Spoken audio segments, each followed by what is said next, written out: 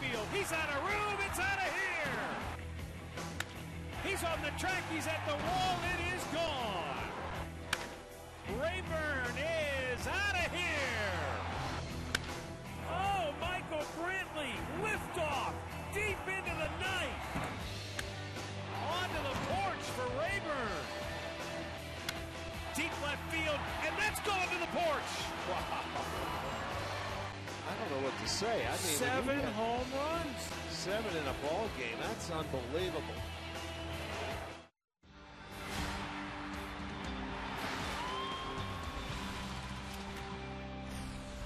From Progressive Field in downtown Cleveland, Ohio, it's Indians baseball. Tonight, the Tribe puts the Raps on a brief 2-game series against the Philadelphia Phillies.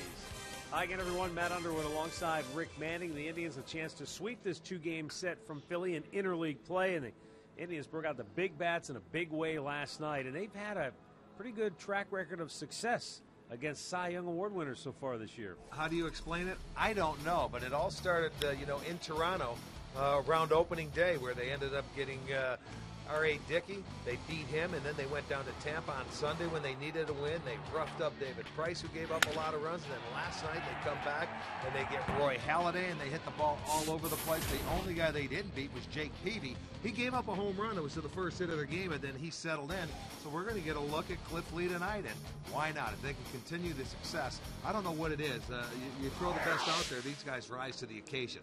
Well, it will be interesting to see. It's the first time we've had a chance to watch Cliff Lee pitch here since he left the Indians when he was traded away. And, of course, on the other side, we get a chance to see Trevor Bauer once again. And we'll see how he does tonight against this Philly lineup.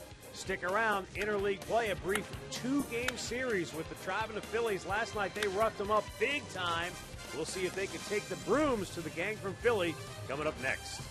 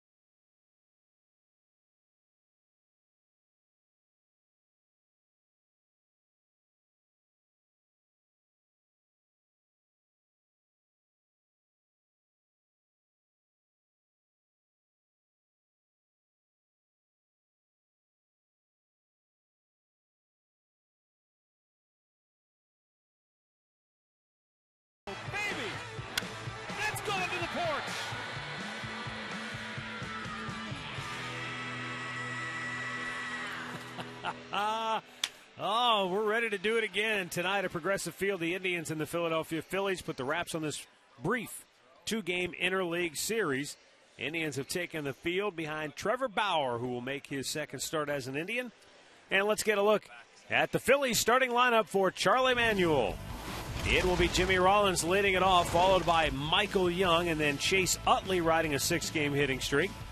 Ryan Howard bats cleanup, then Delman Young and Dominic Brown. Carlos Ruiz, Lance Nix, and Ben Revere hitting ninth. It'll be the second start for 22-year-old Trevor Bauer. His first one coming in Game 5. It was against Tampa Bay, if you recall. He went 5 innings, but he walked the first 4 batters of the game. And then he was able to, work his way through 5 innings. Did a nice job. But he's going to get his second start tonight. This one here at Progressive Field, it'll go against the Phillies. So we hope he has better results, at least at the start of the ball game. He had a double play in that game that helped him out in that first inning, where he ended up only giving up the 1. So it worked out for him. Let's check out the Kia Indians defense behind Bauer this evening. It looks like this. Brantley is in left, Stubbs in center, Rayburn in right. It'll be Reynolds at third, Aviles at short, Kipnis at second, Santana at first, and Gomes gets the start behind the plate. Indians playing much better defense now, rated 8th in the league, and they've still just made 14 errors. All right, tonight Jim Reynolds will call the balls and strikes. James Hoy at first. John Hirschbeck, the crew chief, is at second. Bob Davidson down at third.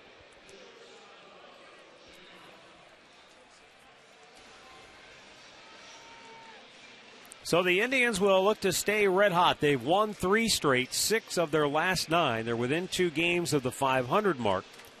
Just 3.5 games back of front-running Detroit in the AL Central. Actually, 3 games back. The Tigers lost earlier today, so they've already trimmed a half game off of that lead. All right, here's Jimmy Rollins, 0 for 3 last night.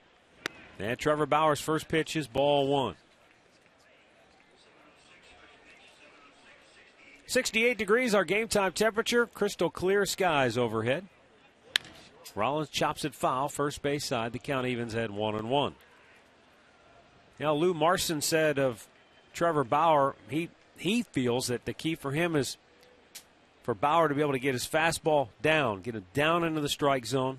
He really feels like the kid has a chance to be a very successful pitcher. But I think, like a lot of people, your first impressions, you're looking at him, and Lou said, maybe it's a mechanical adjustment he needs to make, or just smooth out some of those mechanics. Well, he's a young pitcher. He's got to learn control first. And, this guy, for as into his routine as he is, he has a routine more so than any other pitcher you've ever seen come to the big leagues, I think, at his age. You would think mechanics would be one of them, and he'd be able to correct it. But he's a young guy that has to go out there, and here we go. He walked the first man. Well, he walked the first 4 in his first start against Tampa. And the key, throw strikes early in the game. And for the Indians offensively against Cliff Lee, you want to be aggressive early in the count because Cliff is a strike-throwing machine. Well, here's Michael Young, who leads the Phillies with 11 walks, so you know he has a patient and very good eye.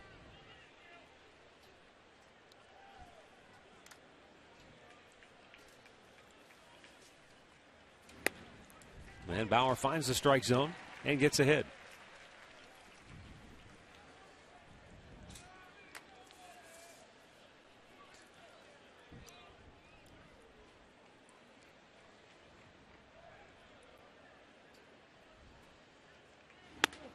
Inside, he missed. 1 ball, 1 strike. The one thing that does seem to jump out at you about Bauer is, regardless of how poorly that first inning went, he's pretty unflappable, though. From a composure standpoint, it doesn't look like he gets rattled or gets frustrated.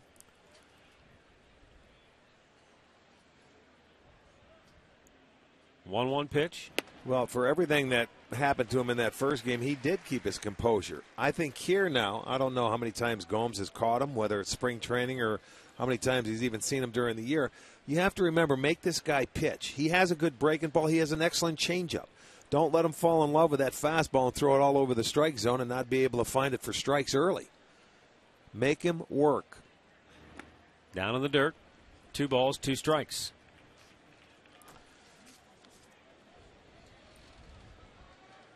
Yeah, I'm assuming Gomes at least got a little work with Bauer at AAA. Well, we talked to Lou Marson after the first game. He had never caught him before Right. the game at the big league level, so someone had to.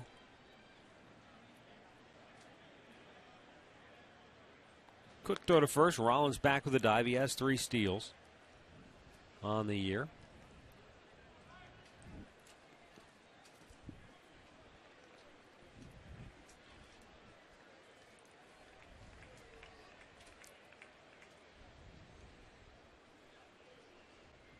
Now the 2-2 pitch. Rollins takes off. It's up high. Throw down. Oh, they got him. What a throw by Yan Gomes. Right on the money. Jason Kipnis slaps the tag on him. And Rollins is erased. Tell you what, he had a good jump, too. Really good jump. Watch the footwork of Gomes. We'll make this our McDonald's. I'm loving it. He had a good pitch to throw on. High fastball, but he fired a strike right down there to second base. Didn't overthrow it. Usually, sometimes when that guy gets a good jump at first base, you try and quicken your feet, and it goes wide to the right. Just a perfect throw. 3-2 pitch swung out and missed. So Bauer strikes out Young, 2 down. That big turnaround right there from first base, possibly first and second. He gets the strikeout. Check that out with our Nissan Foxtrack pitch checker. Right there, fastball up. He's going to go through it.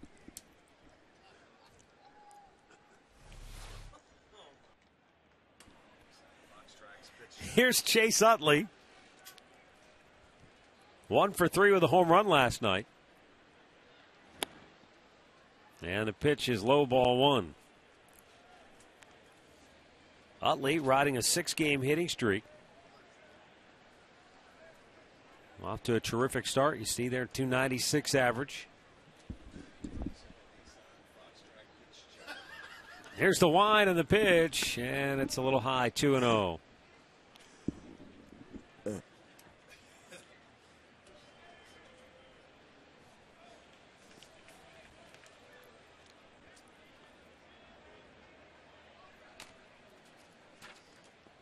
Utley, a guy that hit a bomb in the 6th inning for a solo home run last night. Out of the 14 pitches Trevor Bauer's thrown here in the first, only 4 of them have registered for strikes so far. And think about it, he has 2 outs.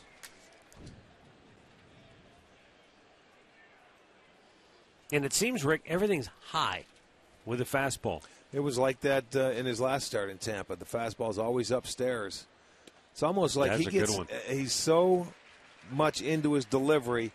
He's not throwing downhill a lot of times. His arm doesn't catch up with him by the time he's out front, and he was upstairs. That was the first time we saw him. And when you sit and just try and watch him. Bullseye, full count. I think with as big as that delivery, the windup is, everything has to be perfect.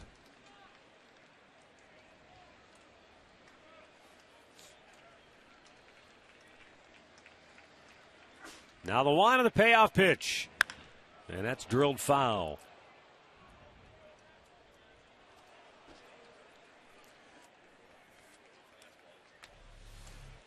He took a little off, change up, and has Utley out front.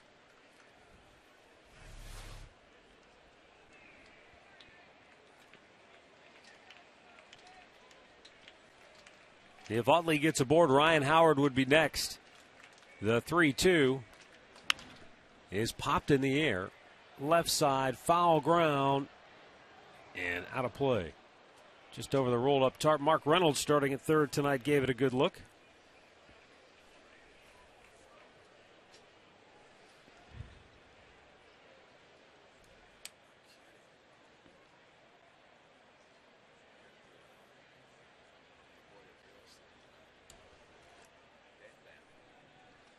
So again, a 3-2 pitch coming to Chase Utley.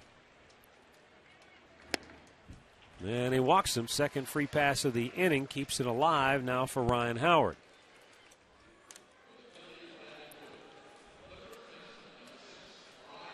Mickey Callaway keeping tabs on Bauer so far here tonight. 19 pitches in this first inning. He has 2 down, and Ryan Howard coming up. Howard has been on a pretty good roll of late. In his last 6 games, he has driven in 10 runs after driving in only 6 runs in his first 19 games.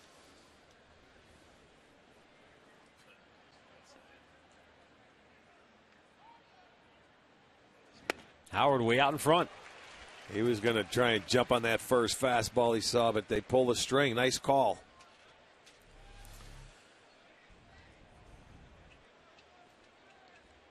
Those guys that they'll sit in the dugout or in the on-deck circle and watch what you're doing to other hitters, and he saw a lot of fastballs early. So he figured I wanted to go jump on one early.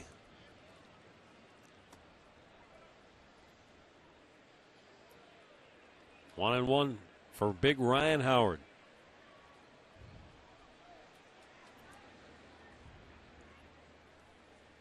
Three-man shift on the right side of the infield for the Indians.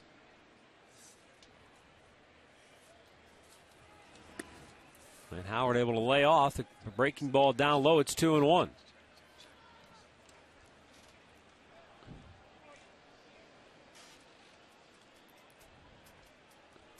Ryan Howard, over the last 8 years, has hit more homers and has driven in more runs than any major league player.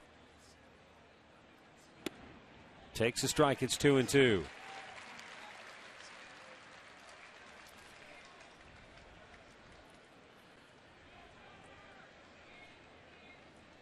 Riding an 11-game tear.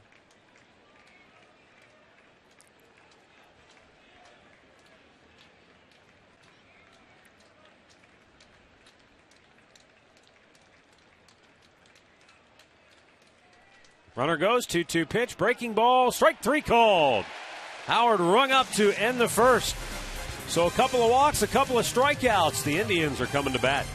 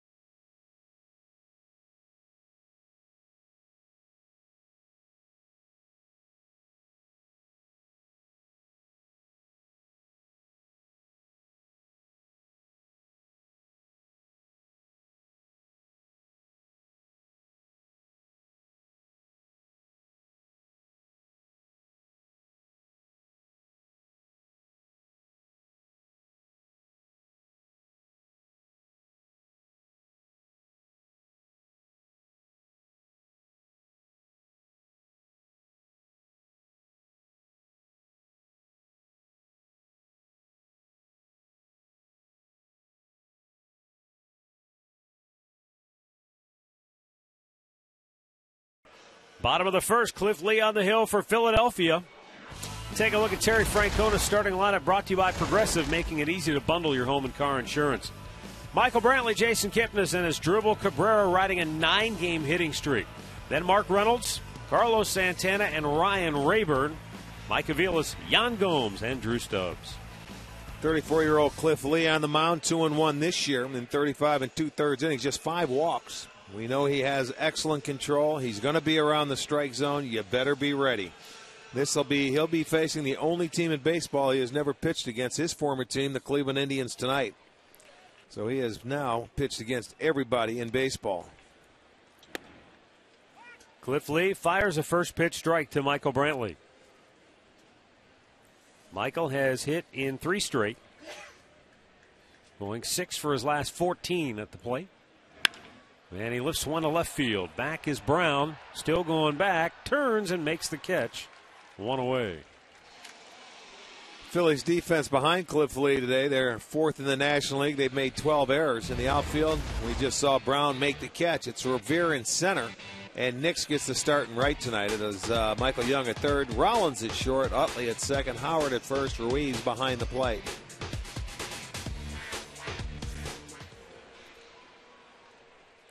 Here is Jason Kipnis over his last 5 games. He has 6 hits, 21 at bats. He scored 3. He's driven in a couple.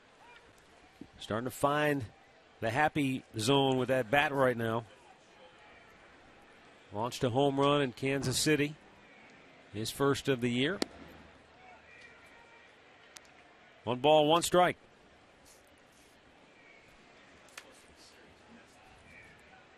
He had 2 hits in his first 2 at-bats last night off Roy Halladay, and they were both barreled up line drives. 1-1.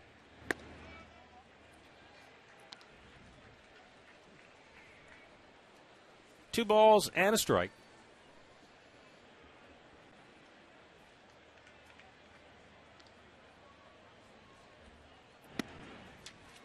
From a wind-up standpoint, you won't find a more economical, I guess is the word, wind-up than Cliff Lee's. Very compact. There's very little movement. I mean, it's just a quick hitch, and here we go. And repeats it every time. It's easy to repeat. Yeah, you know, we hear pitchers a lot talk about, I got to repeat my delivery. I've got to do this. Well, watch how simple it is. Just a quick sidestep. He gathers his momentum. He goes straight up, and he picks up his target, and he throws the ball exactly where he wants to. We're looking at the flip side of a coin tonight. This guy with impeccable control, and Bauer on the other side, a guy that can get really wild and have a tough time finding the strike zone. 3-2 count to Kipnis now. Cliff has only walked 5 and has struck out 30 in his 35 innings of work. Bounce to first. Ryan Howard just beats him to the bag, 2 away. Our stat of the game brought to you by your Northern Ohio Buick dealers. In terms of the strikeout to walk ratio, since 2008, nobody better than Cliff Lee. Almost 6 strikeouts per walk. It's funny, though, you have 3 Phillies on that list, with Halladay and Hamels as well. These guys don't mess around. They grab the ball, they throw strikes, and they find out what's going to happen. Now is Dribble Cabrera. Pops it out of play. You know, guys that are around the plate like Cliff, you just cut it in half and you say, okay, I'm going to, like if I'm a right-handed hitter, and he's tougher on right-handed hitters than left-handed hitters, look for that first fastball away and maybe just try and shoot him that way. Don't try and do too much with it.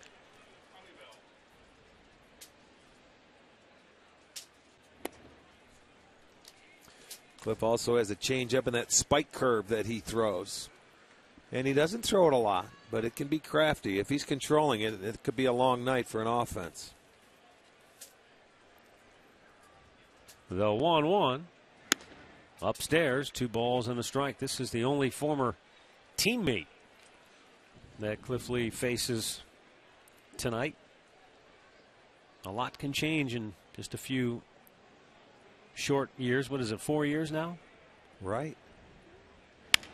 Cabrera out in front, rolls it to third. Young flips it over, and the Indians go 1-2-3. After an inning, no score.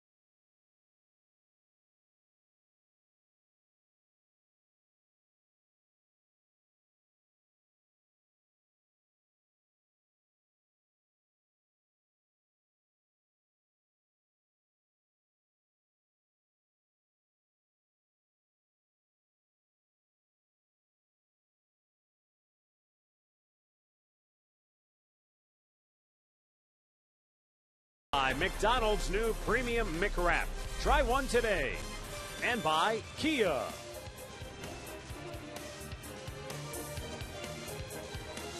Beautiful night once again in downtown Cleveland. Right around 70 degrees at game time. Not much of a breeze. Last night we had pretty good breeze, and it was just a perfect night offensively. Ball seemed to really have some good carry to it. Delman Young takes a strike.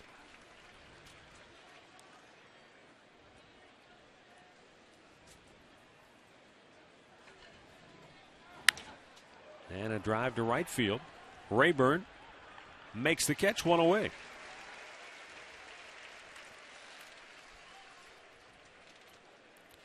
Tonight's injury report brought to you by Elk & Elk. Serious lawyers for serious injuries. Call 1-800-ELK-OHIO. Nick Swisher just bothered with some shoulder soreness. Terry Francona saying, a lot of it has to do with him going from the outfield to first base and back. And so he said they just want to be careful. And he felt like keeping him out last night, sitting him again tonight, off day tomorrow. That should have him ready to go Friday when the Minnesota Twins come to town. Makes sense. That's the one thing that Terry has this year. You've got Aviles at short. You can DH Cabrera. Santana comes from behind the plate. You get Gomes some time, and he plays first base. I like the way he can move guys around. You got Reynolds now playing third base against the left-hander. You give Chisenhall a night off. That's a nice combination he can do. He's got guys he can flip over there for a game, and it's not going to hurt you. Dominic Brown takes a little bit low. 2 balls and a strike.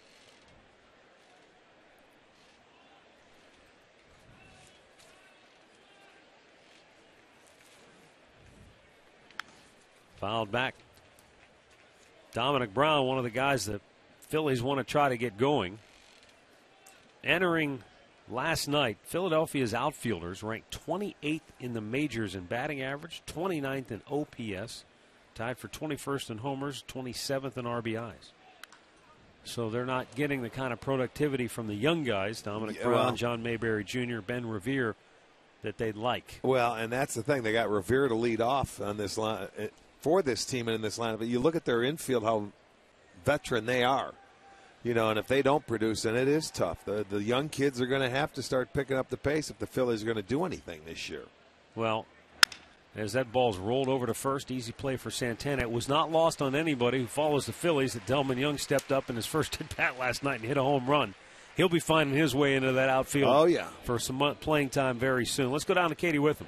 Well, Matt, I spoke with Michael Bourne today. He's still considered day-to-day, but you know what? He said he finally got to do some soft toss, and he was in a good amount of pain. It surprised him a little bit. I think he still does not have full range of motion with that right index finger, and he's actually pretty swollen. So the earliest that he believes he'll be able to have a rehab game is the beginning of next week, but right now it's still just day-to-day, guys. All right, thanks, Katie. Carlos Ruiz looks at a ball up and away. Patience, with him. You don't want to go and injure it. It may be a little longer than a lot of people think. They say, just 5 stitches. But it's at a part in his finger that involves everything. Holding the bat, throwing the baseball. Now longer than he thought. He thought initially he'd be right back by the end of the month. Well, but obviously that's going to get pushed back. That's the player in him. That, you always expect earlier instead of later. Now the 2-0 pitch. Swung on and missed. That reminds me of a brief conversation I had with Josh Tomlin during spring training this year. And I asked him, I said, so what, you'll be back next year pitching? He said, no, this year. Yeah. And I was like, okay, whoa. Easy. Well, he thinks he could be back by All-Star break. He thinks, because that's the player in him and the pitcher in him. But realistically, the longer you start talking to him, he says, if I can get back here by September when they can expand the rosters, because they can't expect him to have somebody out, for him to work his way back in. But you have to pay your dues and your time when you're on the disabled list, and it's no fun, especially when you're coming off surgery. Carlos Ruiz with a 3-2 count. Swung on and missed. Bauer strikes him out. He's fanned 3 Phillies, and we are scoreless, middle of the second.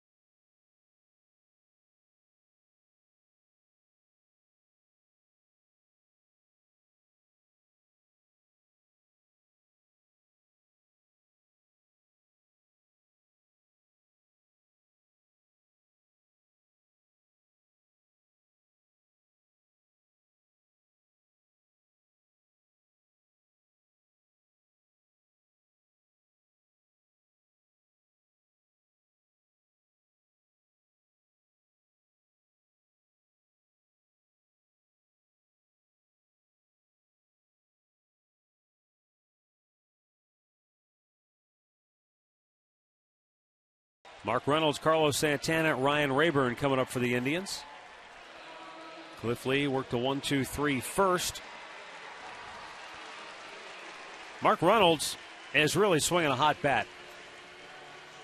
A lot of people that I was listening to, some of the the national baseball pundits, and rightfully so, praising Chris Davis of Baltimore. What a great first month of the season he's had. But if you look at Mark Reynolds, all of his numbers, average, homers, ribbies, he's not far behind Davis in all three of those categories. And you talk about a guy who's notoriously a slow starter. I mentioned last night, Mark, historically April was his worst month. But, boy, he's off to a great start. This guy has the personality. He'd love to fly under the radar all year, hit 35 to 40, drive in 110, and not, Sky-high pop, foul territory. Jimmy Rollins squeezes it. Cliff Lee, in the meantime, back here in Cleveland for the first time since the Indians traded him after he won the Cy Young Award. And Cliff was talking with the media about the big games here in Cleveland, or the most memorable games. You might be surprised what he remembers most. I remember the ones that I didn't get a chance to pitch him was in the postseason when I had to sit there and watch, and we were up 3-1 against the Red Sox, and I felt like I would have liked to have had one shot at one of those games, but I didn't, and we lost them all. So but I'm not saying I would have won or whatever, but I definitely look back, and that was some motivation for me too as well in 07. Knowing that it went down that way, it was kind of motivation for me to turn it around. Unfortunately, I did. But competitor. Yes. Competitor right there. He loves competition, thrives on it. Comes back the next year, wins the Cy Young Award. Now, people often forget that in 2007, Cliff Lee wasn't really a part of that great year. When he did pitch, remember, he was hurt in spring training. He was trying to play catch-up all season long, and it just – he had a tough time getting untracked, and that's why it wasn't like a personal vendetta. It wasn't a personality thing. In 2007, Cliff Lee was 5-8, and his ERA was 6.29. What would you have done if you were Eric Wedge and Carl Willis and the deep thinkers going into the playoffs? He's not part of your playoffs because he had a miserable year. They made their decision. And that's what it was. And he was saying what he remembered, and that's not pitching. Heck, if we'd have had the 2008 Cliff Lee a year earlier, then the Indians have a World Championship trophy in the front office. Well, because he was that good just 1 year later. But in 07, he was still trying to figure it out. But he also said, Rick, when he figured it out, it went click. He said, I went from that good, or from that bad to that good really fast. Well, he's been really good with the control. And there's a rare sighting right there, the walk to Santana. Santana walked 3 times in last night's game. The umpire couldn't believe it because Rayburn said, hey, that's not a strike. He couldn't believe he got called the strike after he just walked Santana.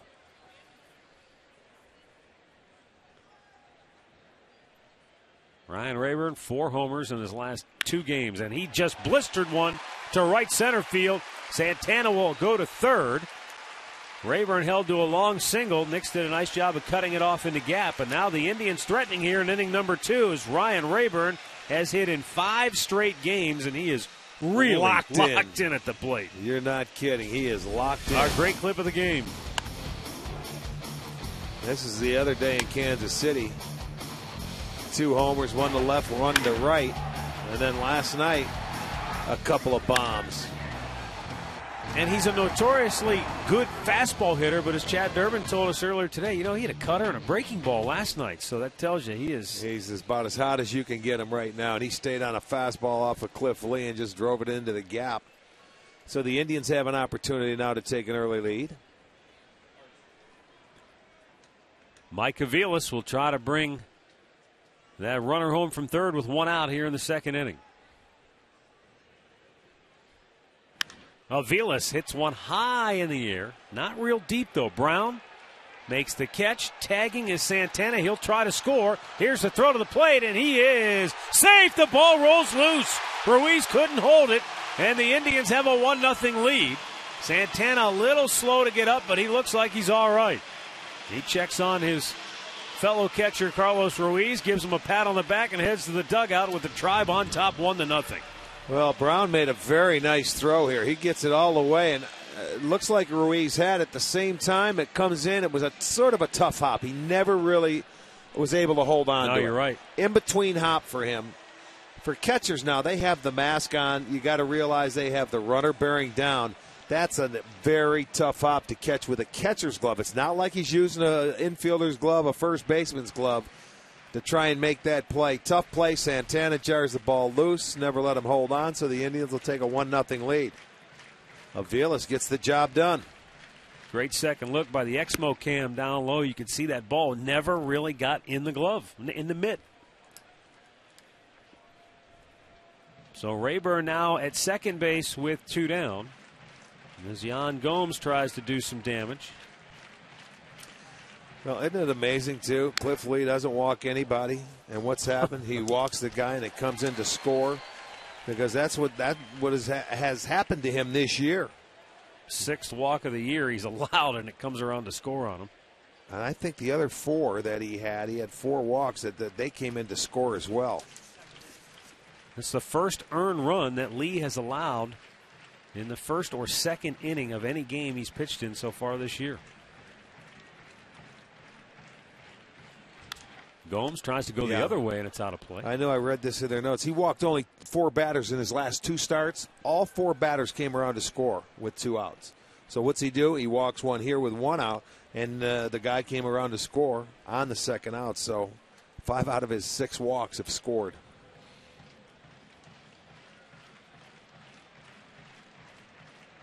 Yan Gomes has 5 hits, 4 of them for extra bases. 2 doubles, 2 homers, or 2 triples, I should say. He's yet to hit a double.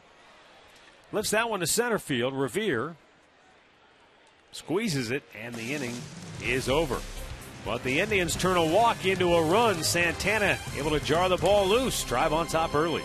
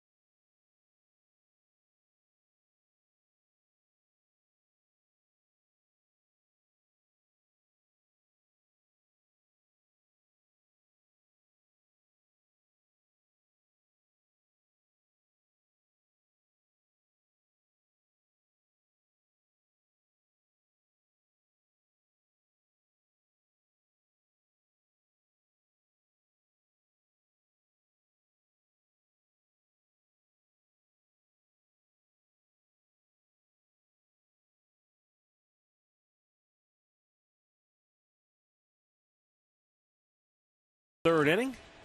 Lance Nix, Ben Revere, Jimmy Rollins due up for Philly. We had a chance to catch up with Indians pitching coach Mickey Callaway.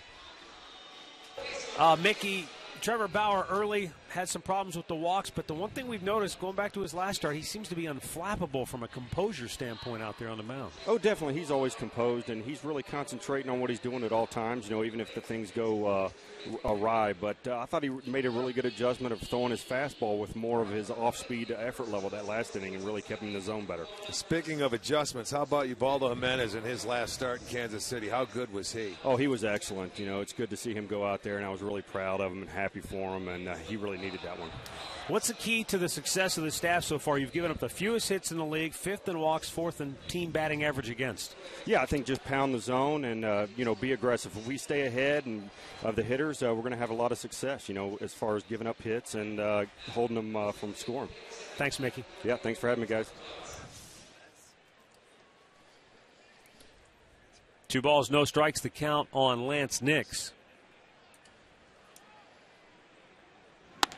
Thought it was interesting, Mickey saying that with Bauer, as he's fallen behind her 3-0, that fastball's up again. He said he had success in the second inning throwing his fastball with more off-speed velocity or effort level, I think is what he said. So almost like taking a little off. Don't try to throw it through the backstop. Sure, by humping up and overthrowing, I guess. I mean, there's different ways of putting it. We call it, free and easy? Or like a batting practice fastball. Remember they used to tell Carmona that. Throw it 80%, not 100%. You know, and I don't know if it makes sense to some people, but you don't max out on effort every time you're trying to throw the ball. He walks Lance Nix to start the 3rd inning. 3rd walk issued by Bauer. Well, it's like that old story that they often will tell young pitchers. They go out there and stand in batting practice in the outfield. Watch how many guys can't, really crush a ball, and they're just lobbing them in there to them. And watch how many balls get mishit or popped up. Well, we were talking to Chad Durbin today, and he says, in batting practice, you can just throw 4-seamers down the middle, and they won't hit as many home runs as the Indians did last night on cutters and things like that. Yan Gomes going to go out to talk with Bauer because obviously he's having trouble finding the strike zone. Well, this is the part of the lineup you want to make them hit their way on. This is a guy that's going to make you work. We have seen Revere with the Minnesota Twins. He makes you work. He's going to make you throw strikes. Already 4 full counts. This is the 9th hitter he's faced. So 4 full counts out of 8 hitters. That gets the pitch count up there in a hurry. It's already at 45, and he doesn't have an out in the 3rd. Bunted. Bauer will go to second. They get the out there. Aviles did a heck of a job to stay on the bag, but he gives a fist pump to Bauer. He liked the aggressive play by the young pitcher. Well, as long as you get the out, that's the one thing. I mean, there's nothing wrong with the fielding your position. You can certainly help yourself. He gets off the mound. He knows he has a chance. He might have heard somebody yelling second. He almost took the umpire's head off. But Aviles had a very athletic play to stay on it and keep his foot on the base, and they get the out. So they do get the lead runner. And with 1 out, Jimmy Rollins to the plate. He walked his first time up. Indians with a 1-0 lead here in the 3rd.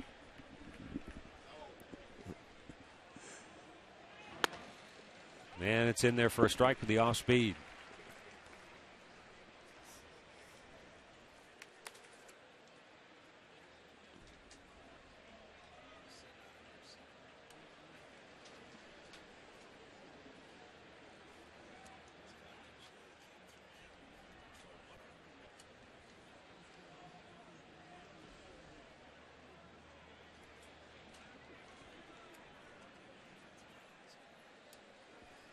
Revere leads the Phillies with 5 stolen bases.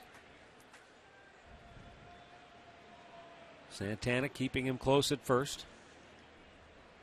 He takes off. Pitch is swung on a miss. Throw by Gomes a little bit off the mark. And in with the steal is Revere, his 6th. Well, that was a tougher pitch to throw on. He didn't get quite the jump, but it was a down in the zone. It looked like another changeup. Rollins is going to go after it. Gomes had a chance, but this time it's a little wide. That has been a good pitch for him so far early in this game, is the changeup. He's got Rollins down on the count 0-2.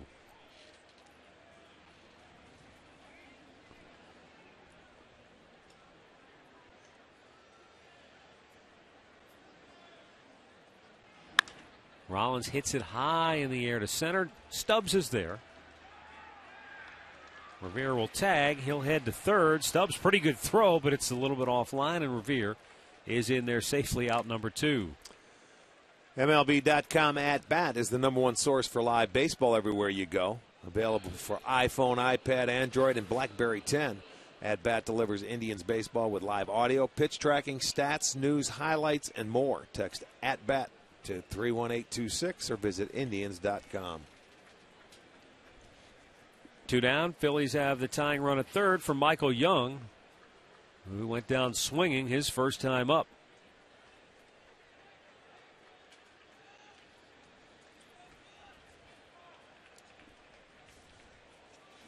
Breaking ball in for a strike.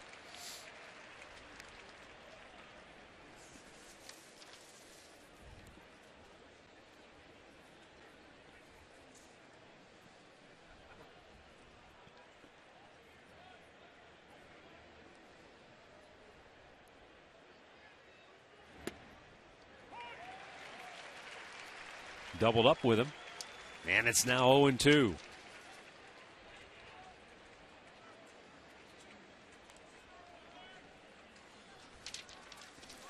The Phillies usually have a tough time scoring while Cliff is on the mound. They've scored 15 runs so far this year in his 5 starts. 2-strike pitch. A little bit high. Well, if I remember right, 2008 when he won the Cy Young, was that the year he was the only guy they did score for? I don't know, but he had some kind of year. I don't recall the run support he received. But you would think it would be good. You don't win 22 games without getting a lot of runs, even though he pitched well. 1-2 pitch. Strike 3 called, and Young knew it. So Trevor Bauer has struck out 4 Phillies through 3, and the Indians lead it 1-0.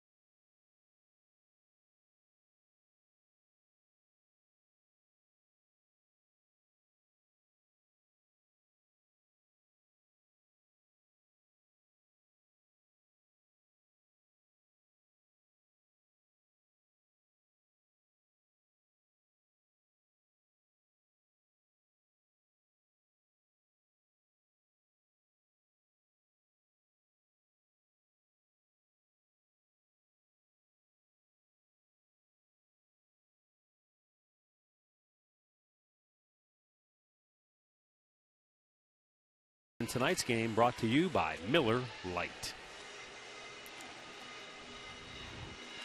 Indians with a 1-0 lead as we go now to the bottom half of the third. It will be Drew Stubbs, Michael Brantley, and Jason Kipnis.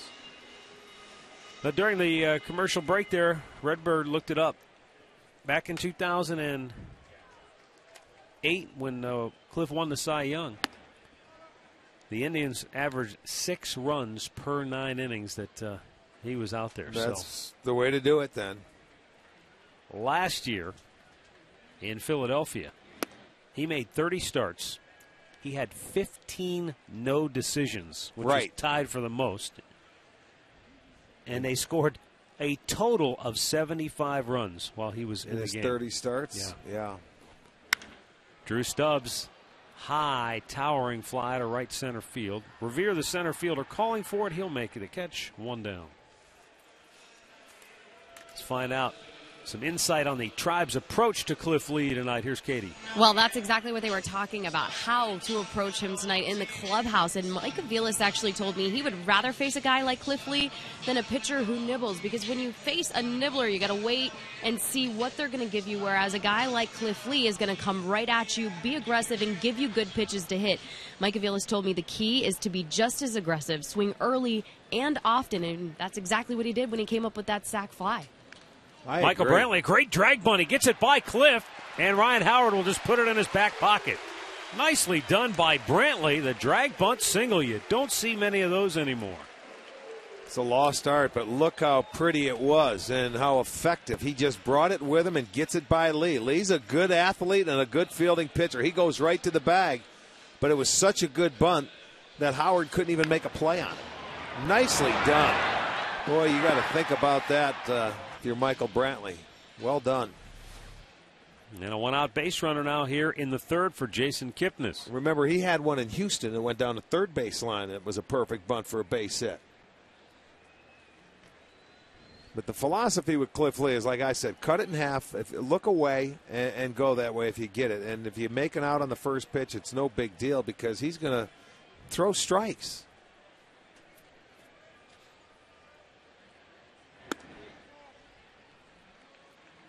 Just misses for ball 1.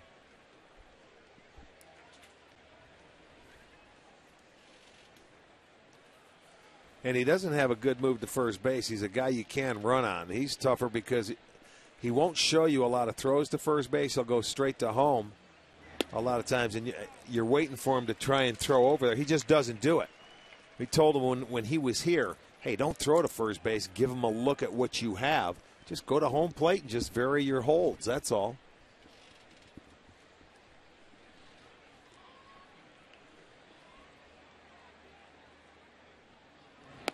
So he's only thrown over a total of 5 times. Right.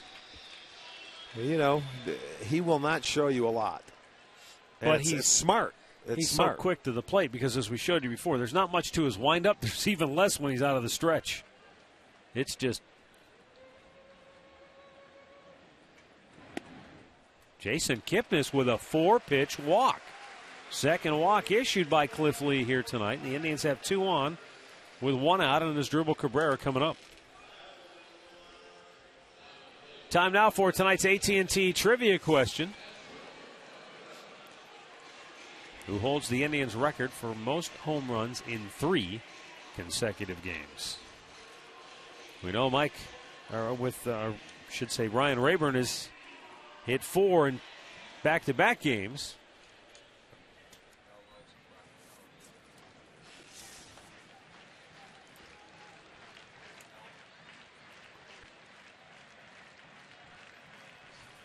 Here's the pitch, and Cabrera lines it down the left field line, fair ball.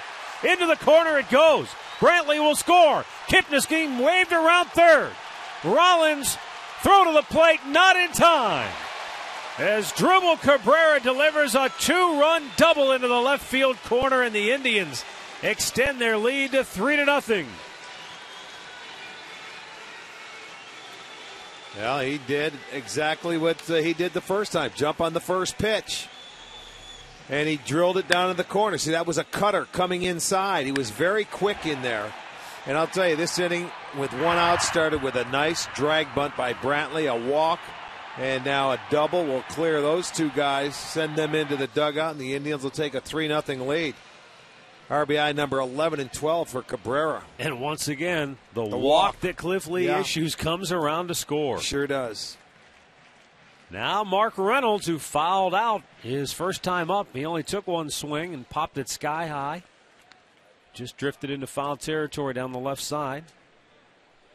Brantley got it started with the bunt. Kipnis walked, and they both sped around the bases.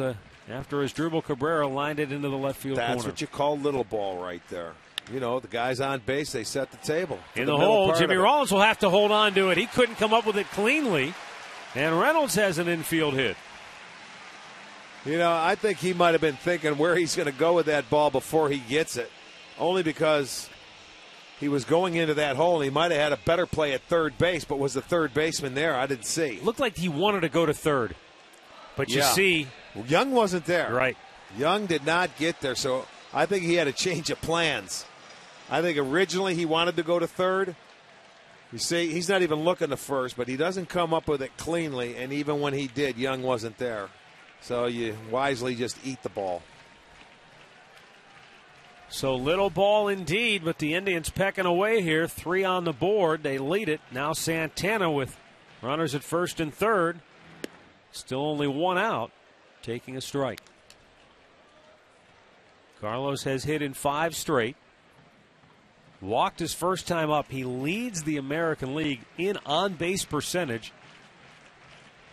Came in at 476 in that category. That's amazing.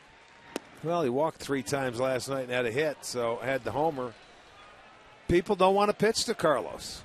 And, you know, he's sitting lower in this lineup. He's 5th tonight, but he's been 6th. You got to be very careful. That's why I was surprised that Halladay threw him a pitch when he did, and he hit the home run last night to get him going. Cliff Lee's going right at him in this at-bat.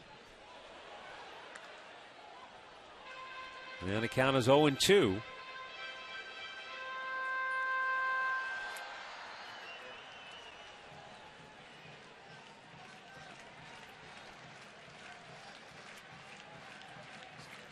First and third, 1 out. And Santana shoots it back out of play.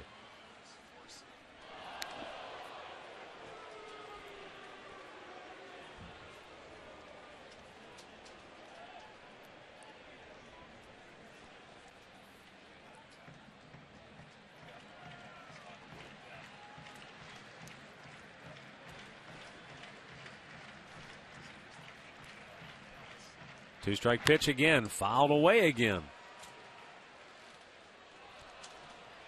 This is one thing that I remember with Cliff Lee, the time he pitched for the Indians. He throws so many strikes that even when he gets ahead in the count, he doesn't bounce balls in the dirt. He doesn't really expand the strike zone very often. He continues to just go at him. Now might be a good time to bounce one. Little bit low, just missed.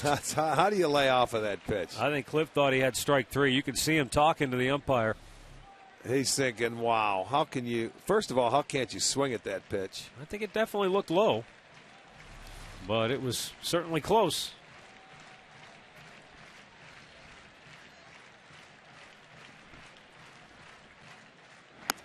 He chased one up high and strikes him out 2 down. That's his first strikeout, and it comes at a very big time. You know, he changed the eye level, and that one's not even close. That's not even the same zip code as the pitch he took for a ball. He expanded it. He's looking for something, but that's way above his shoulders. Second out of the inning, so it's up to the guy that might be the hottest hitter going right now in the Indians lineup. Ryan Rayburn has hit in 5 straight games. He has 10 hits in his last 18 at-bats.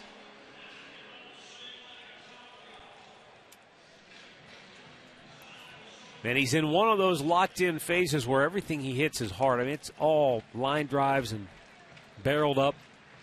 No broken bat floaters.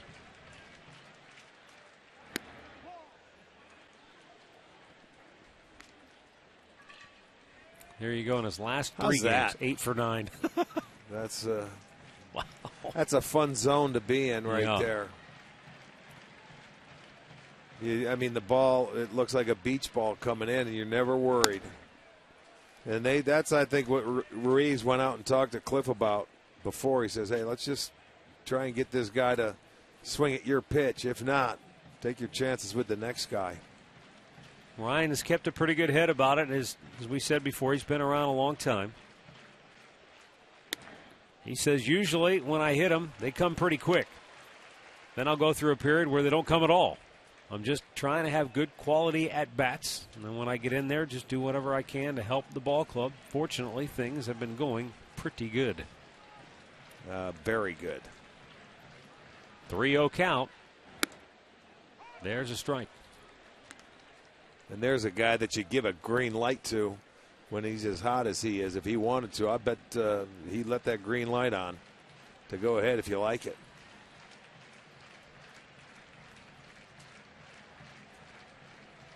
Three-one pitch. Swung on and missed in a full count.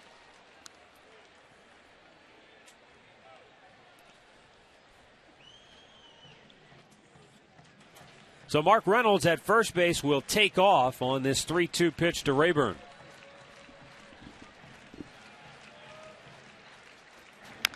And a slowly chopped hit ball to third. Young, no play.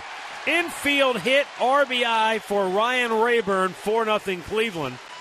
And the Indians have made the most. That's their third infield hit of the inning. Well, when you're going good, what happens? Balls like this go for base hits. He tops it. That's like a perfect bunt. It was like Michael Brantley's bunt to start the inning, except this was a swing. Man on third base, 2 in the inning. Young's playing back. There's nothing he can do with it. So it goes as an infield hit, another RBI, and it's a Tribe 4-0 lead. Well, the Indians taking advantage of every opportunity as they continue to swing the bats extremely well. And when you're going well, you take advantage of opportunities. You take advantage of every break and every mistake by the other guy. I was just saying, this game is great when you get the breaks. And it stinks when you don't. Because we went through 3 weeks of not getting many breaks. Now we're getting every break, and you're going, hey, this is beautiful. Anybody can play this game. Holy smokes, way to go. Nice hit. And, you do that, and you make it out, and you're all over somebody.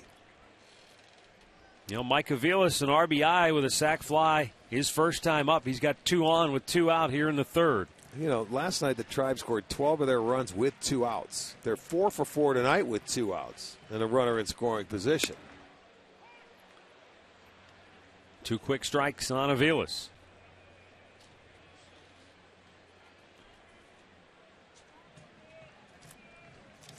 Last night the Indians hit 7 home runs. Tonight they're playing little ball. Nix over near the line. Makes the catch, and the inning is over. But the Indians score 3 in the third to lead it 4-0.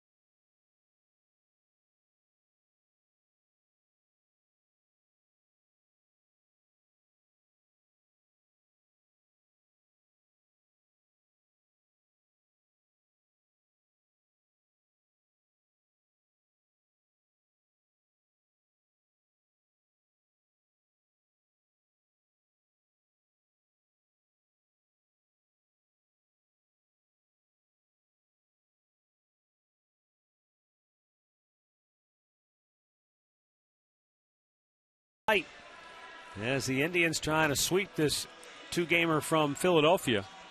Last night, just over 10,000 here. A few more thousand here tonight.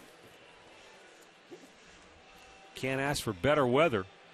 And this Tribe offense really swinging the bats well, as the Indians will try to extend their win streak to a season best 4 in a row. But a long way to go as we head to the 4th inning. Yan Gomes catching Trevor Bauer tonight as Carlos Santana gets a break from behind the dish, goes to first base, and you got Reynolds in there at third. So as Rick mentioned earlier, for Terry Francona, an opportunity to move some guys around, keep everybody fresh. Well, and everybody gets some playing time, because there's been a number of times where they've had to play short, and guys need, it's nice when you can give a guy a day or two, or he's being selective now with Swisher and he gets actually with the off day 3. That's very fortunate you can do something like that. I mean, this is May 1st, that's all. In the case of Cabrera, I mean, having Mike Aviles makes such a huge difference, because in years past there was no backup shortstop really to play. Well, Jason Donald was the guy, but he's not a legitimate everyday, So we've seen Cabrera, get taken out at the end of games just to give him a breather. Now he's DHing him tonight. Right. Aviles is in there at short again. I think it's really a good thing. It's only going to benefit the players in the long run throughout the course of this year. 3-0 pitch to Utley, and he walks on 4 straight. So it's kind of a yin and yang for Trevor Bauer tonight. He has 4 strikeouts. He's also walked 4 Phillies. He has not allowed a hit. Well, season tickets assure you the best seats at the lowest prices, and only season ticket holders can get Tribe rewards, giving you access to unique opportunities. Full and partial season ticket plans are on sale now at Indians.com.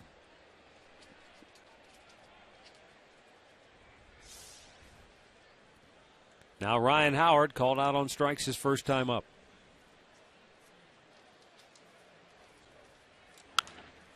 Popped out of play. Well, the funny thing of it is Cliff Lee walked 2 guys. They both came around to score. Right now, Bauer's walked 4. And he's escaped right now to this point.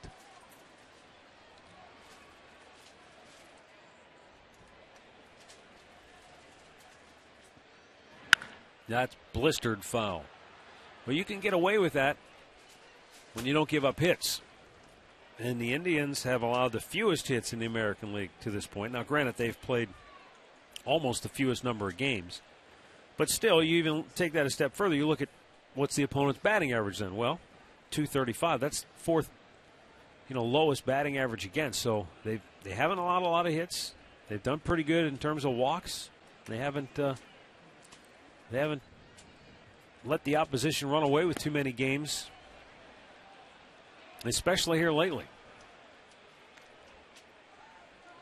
1 ball, 2 strikes, the count on Howard.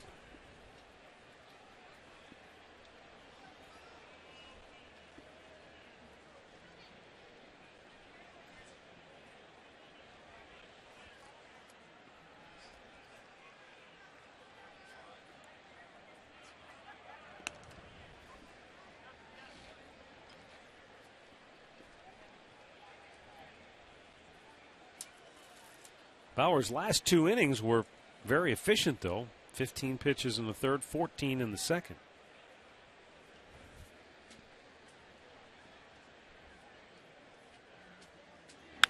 Howard sends one high in the air. Deep right field. Rayburn back at the wall. He leaps and he makes the catch. He'll throw all the way back to first, and it's almost a double play, but Santana couldn't quite snare the short hop. Wow. What a play and a terrific throw as Ryan Rayburn just continues to play great baseball here.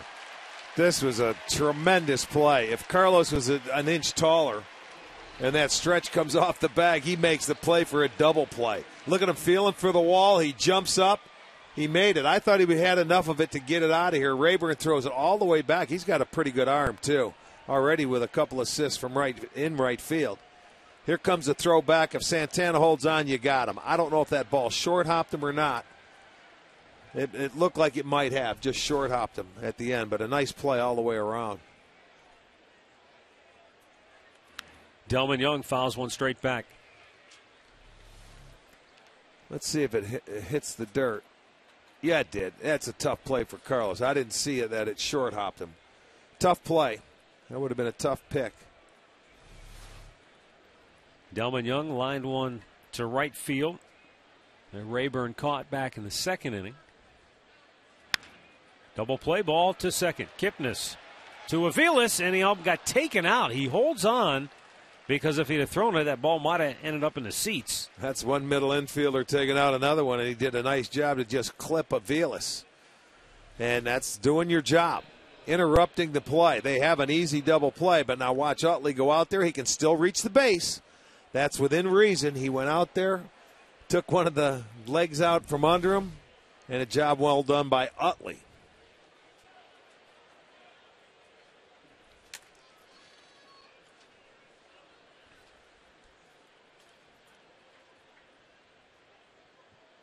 Anytime you go after one of those middle infielders, you just have to be able to reach the base and touch the bag. I forget, we were just watching a game not too long ago where a guy did that and he couldn't touch the base and he was called out. Right. And the guy running was called out as well. Yeah, you can call the double play.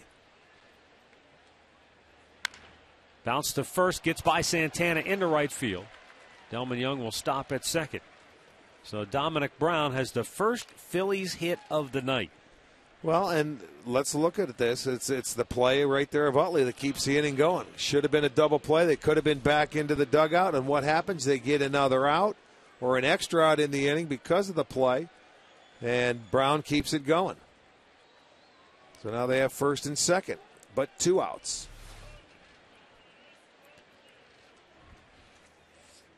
Carlos Ruiz struck out his first time up.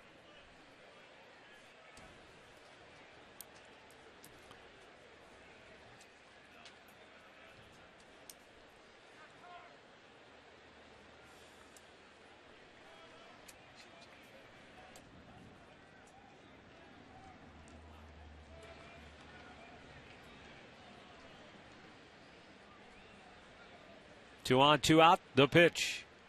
Up high, ball 1 to Ruiz.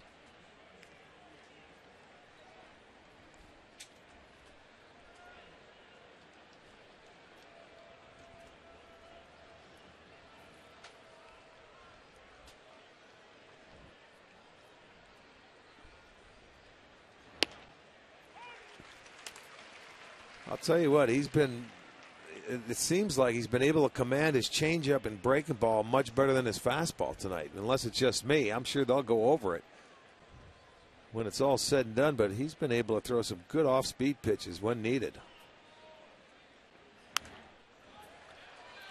Like, I go back to what Mickey Callaway told us earlier, and that was they try to get him, hey, when you're going to throw your fastball, think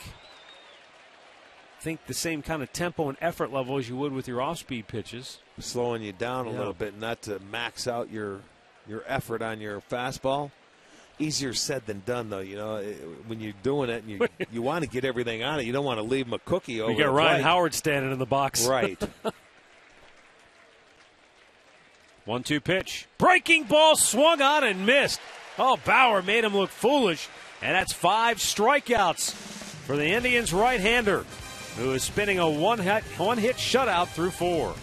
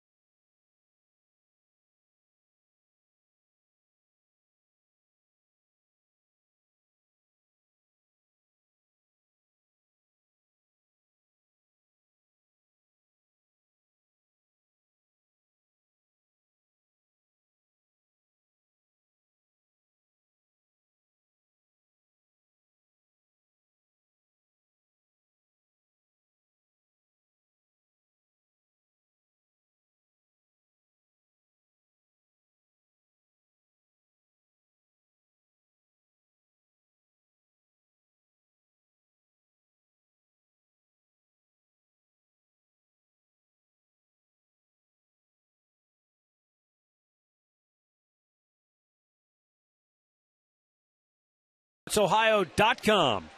A look back, a little nostalgia at the Cliff Lee trade. An NFL long shot from our own backyard, and Sam Amico's NBA notebook. Get complete coverage of all today's action involving Ohio sports on FoxSportsOhio.com.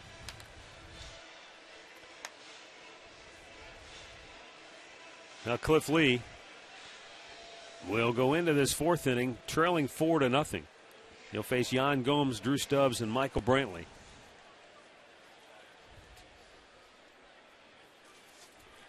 You know, Cliff going over to the National League, he's going to say, yeah, Charlie, why don't you just let me hit today? You know, he wants to help himself get some run support, and Cliff can hit a little bit.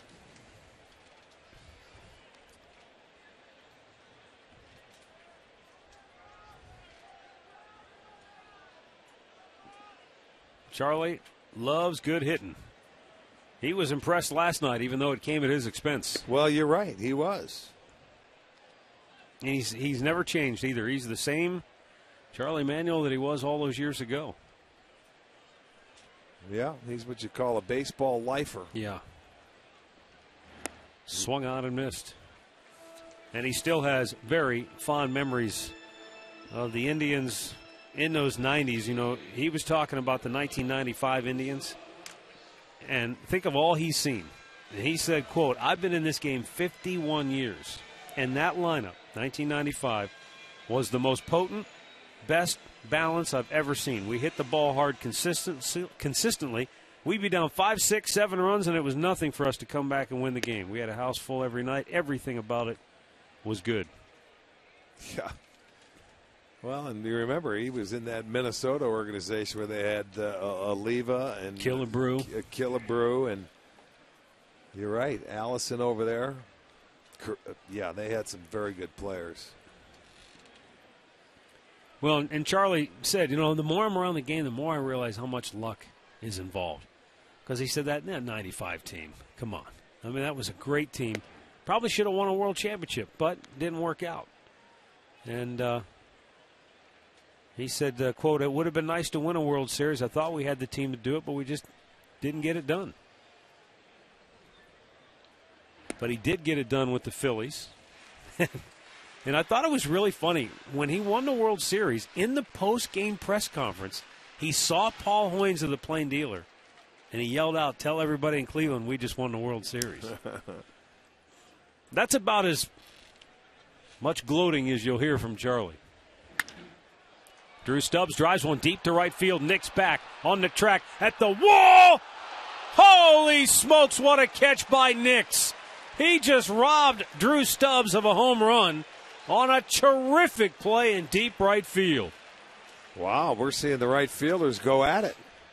This one, though, definitely would have been a home run. Look at him go back, time his jump, get it up, and bring it back over. Beautifully done. Yeah, he takes a home run away from Drew Stubbs, no question about it. Howard's ball would have stayed in the park. This one was a home run. Look at that. Good timing, good play.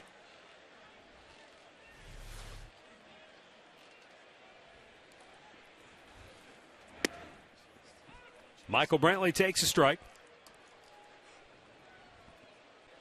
Brantley, a drag bunt single that ignited the Indians' 3-run third inning.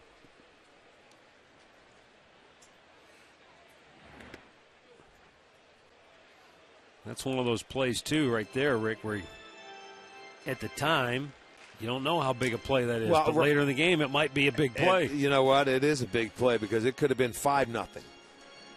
You know, and you ask a manager, you know, maybe a little play like that can turn a little momentum. That would have been a home run from the number 9 hole off your starter. It could change a whole lot of things. Another guy who's been swinging the bat better, too. Drew Stubbs was 3 for 4 with a home run last night. And Michael Brantley smokes one right back through the box. He's 2 for 3.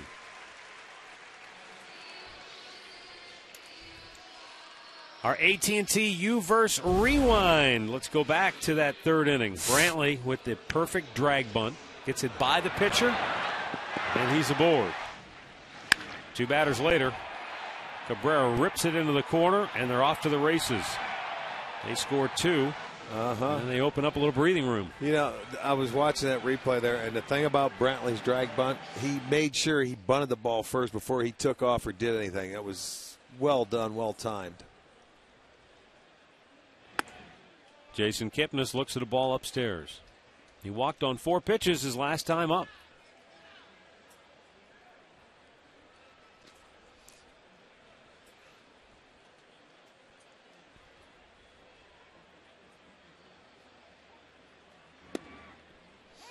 This is a time I would take a chance of sending Brantley with 2 outs and Kipnis at the plate to try and get a base.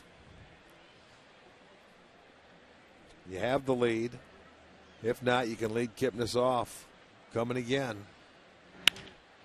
Jason sends one in the air to center field. Ben Revere makes the catch, and the inning is over. 4 complete. It's the Indians 4 and the Phillies nothing.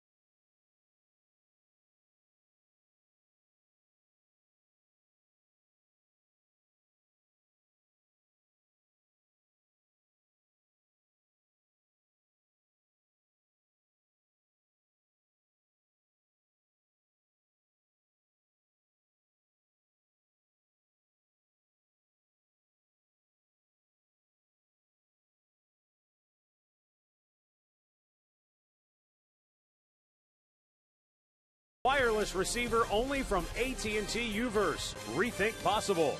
By your local Toyota dealers. Toyota, let's go places. And by Panini's with 19 locations in Northeast Ohio.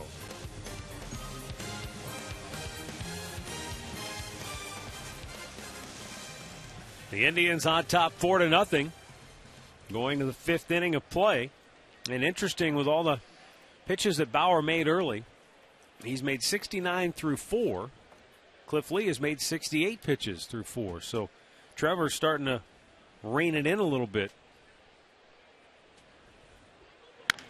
Ground ball, top foul, first base side.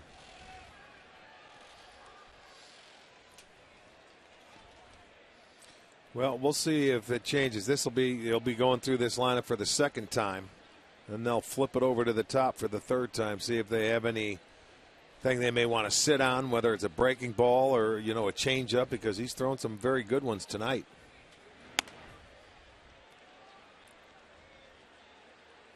Lance Nix, just another in a long line of guys who makes a great play defensively and then leads off the next half inning. That should be a Tommy Bowe stat. He should have that. Tommy gave you the no chance. He's not looking that up. He doesn't. I wonder if we ever kept track of that, how many times. It happens. It seems amazing. like it happens once a game, doesn't it, when a guy makes a great play? And it's always, look out. Yes, indeed, look out. He got a foul. He fouled that ball off, and the bat flew. Everybody looks like they're okay, but I'll tell you what, everybody's lucky. He fouls it off. Normally they swing and miss. And this thing ricochets in the seats. Everybody gets out of the way. There it is. Someone's got a hold of it. I think it's a young kid that came up with it, but somebody deflected it with their hand nicely, but they might be having a couple of bruised knuckles. That's okay. Yeah, that young kid's got it. Well, nice job. Now the whole thing is, they usually want the bat back, and they'll exchange it, give you something in return.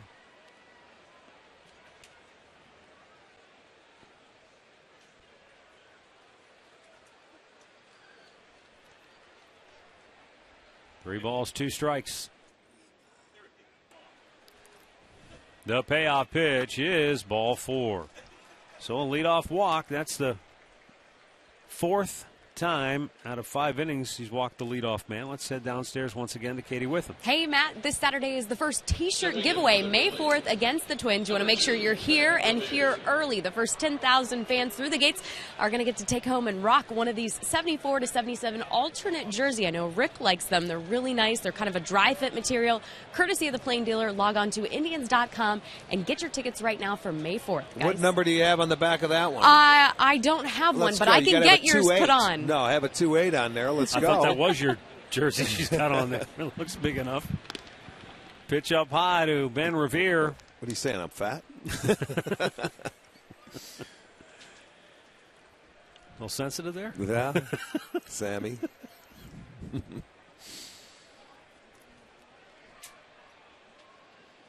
Revere takes ball 2, and out goes Jan Gomes to try to get Bauer back on track here. Well, every time he's gone out there tonight, it's been a good time. He goes out there. Come on. He had the chance. Again, a leadoff walk. Let's see, 4 out of his 5 walks have been leadoff walks. Yeah, and the bullpen, I think, is just about to start getting some activity. Well, you would think eventually it's going to come back and bite you if you continue to do it. Let's see if he can skate through another inning. There's a strike. So Gomes goes out, gets him on track. Took something off. Didn't go with the fastball, went with the changeup. This is a guy, though, if you're throwing more strikes, you could put a hit and run on, but you hate to start the runner. And with this guy being all over the place, hard guy to do it with. Up high with it. You know what's weird? You would think that it'd be one thing if you got a guy who's bouncing him in the dirt, he's throwing him to the backstop when you're all over the place. But for Bauer, it seems like the spot he's missing is up. It's up out of the strike zone. You would think that'd be something you could mechanically just say, okay, I need to, whatever the adjustment is. Well, you would think so. See, now there's a hitter there wanting to swing at a 9th place hitter that's struggling, a 3-1 count. That could have been a ball. You help him out. Why not try and take a pitch and make him throw 2 in a row? Your job there that's a ball, is to get on base. As a 9th place hitter. If this guy was hitting the ball hard and he was in a pretty good groove, like, swinging the bat very well, I have no problem with it. But when your job is to try and get on base for your other hitters, you take that pitch. Runner goes, and it's fouled away. And that one skipped through the crowd.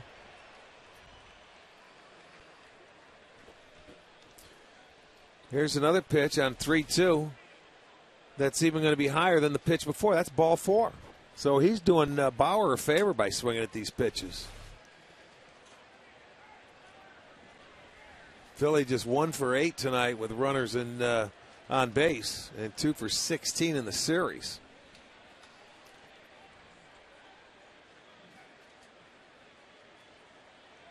There you go, breaking ball. He wants to change the eye level. Started out high, and he's had some strikeouts on the curveball tonight. Yeah, that's ball 4. But you got to throw it for a strike. So he's walked the first 2 here in the 5th. We'll go back to the Hyundai Studios right now for an in-game update with Al Pawlowski. Hey, man, Rick, let's go north of the border. Red Sox and Blue Jays. Boston in first place by a couple of games, and they're using the long ball tonight against Mark Burley. 3 home runs have given them a 4-0 lead. Daniel Nava, his 5th of the year here. Clay Buchholz cruising a 1-hitter through 5. Matt? All right, thanks, Al. They got Lester last night, who was looking for his 5th win in April, but Buchholz is following. That's a tough 1-2 tandem. You could almost make a case that Lester and Buchholz are both number 1 starters. Brian Shaw getting loose in the Tribe pen. Bauer just up over 80 pitches on the night. It's not that he's getting tired. It's nothing of that sort. It's just that Terry Francona's got a 4-0 lead, and he wants to see Bauer find it again. But it's troubling when you're a manager to know, okay, has he lost it or is he going to find it again? This guy will drive you crazy. He's got 6 walks and 5 strikeouts, and he's only given up 1 hit. That's the amazing thing. But it can all go with one swing of the bat.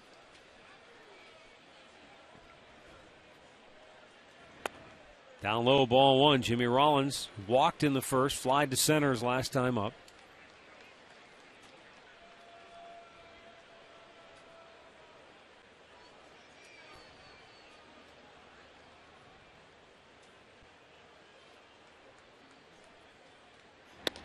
Fastball strike.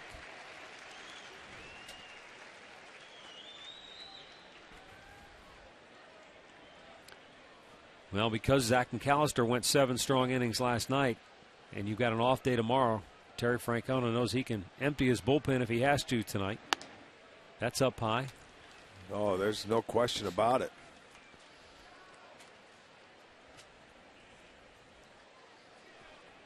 Phillies were coming in here on a 3-game winning streak before it was snapped last night, and that's where the Tribe's at.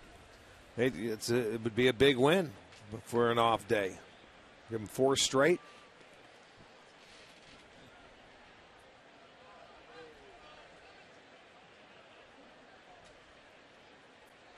Bauer's 2-1 pitch. Lined right to Kipnis, who makes a great leaping catch. And that is out number 1. Kipnis went to the top rung of the ladder and was able to snare that one. Yes, he did. He was playing in a little bit in double play depth, and you're going to see he timed it beautifully. He gets up. That's out number 1. It did break the bat of Rollins, which probably makes it a little tougher to gauge the judge, doesn't it? Well, the speed of it just wasn't hit as hard. I think if he hits it solid, he's got no chance at catching that ball. That gave him a little time to judge his jump, I think. Michael Young has struck out twice. Once swinging, once looking.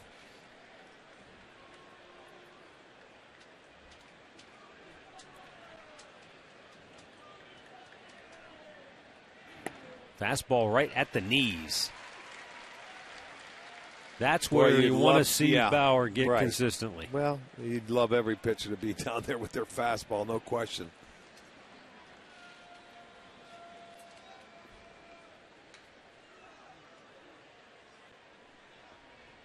Breaking ball. Young able to lay off and the count 1-1.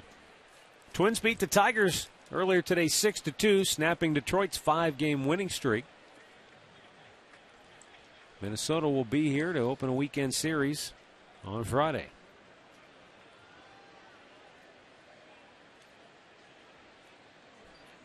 Twins right at the break-even mark so far on the year at 12-12. 1-1.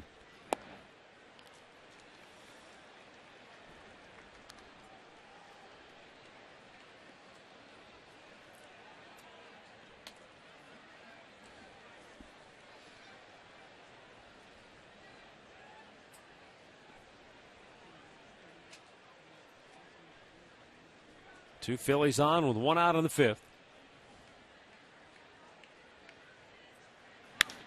And there's a fly ball to center field. And Drew Stubbs will make the catch. And there are 2 down here in the 5th. Major League Baseball and People magazine will salute 30 of our nation's veterans and military service members. 1 will be selected to represent each Major League Baseball team, and they'll be recognized at the All-Star Game. To nominate, go to tributeforheroes.com.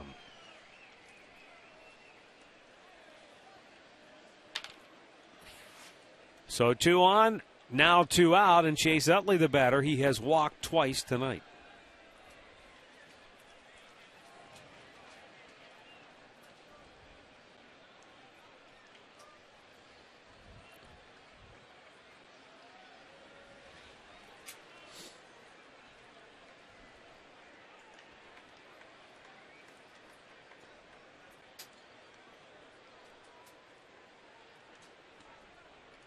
Back with the dive is Revere.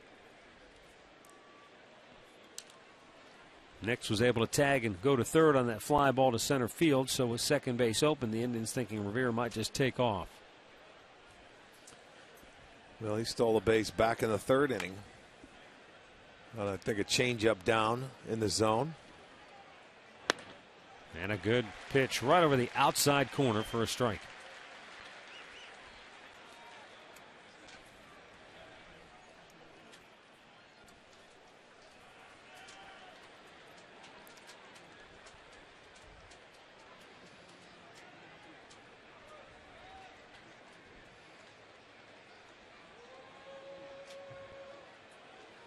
Looks like he wants the changeup. Swung on and missed. Swung right through it. It's 0-2.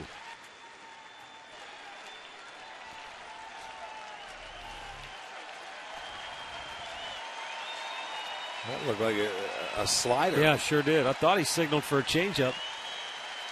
Might have been 3 fingers instead of 4.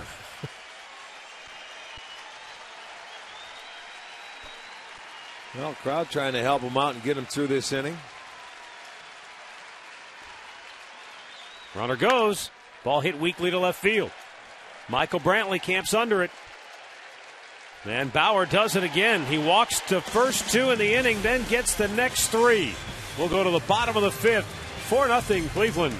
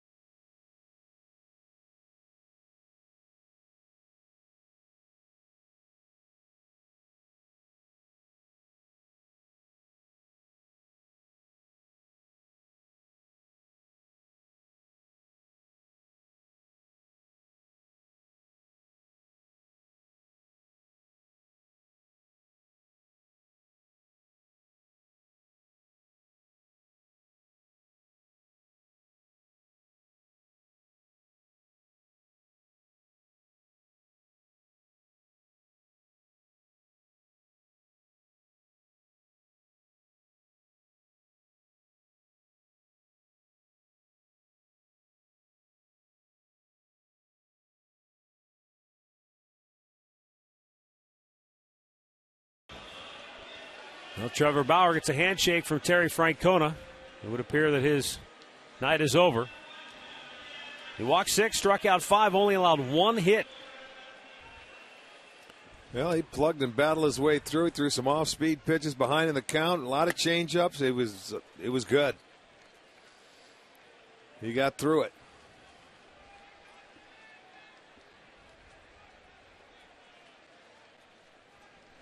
As Dribble Cabrera tries to bunt, it stays fair. Ruiz able to pounce on it and throws him out. He deadened it a little too much in that situation. You know, if that's a sacrifice, that's a perfect bunt. But he was trying to push it up the line a little bit more.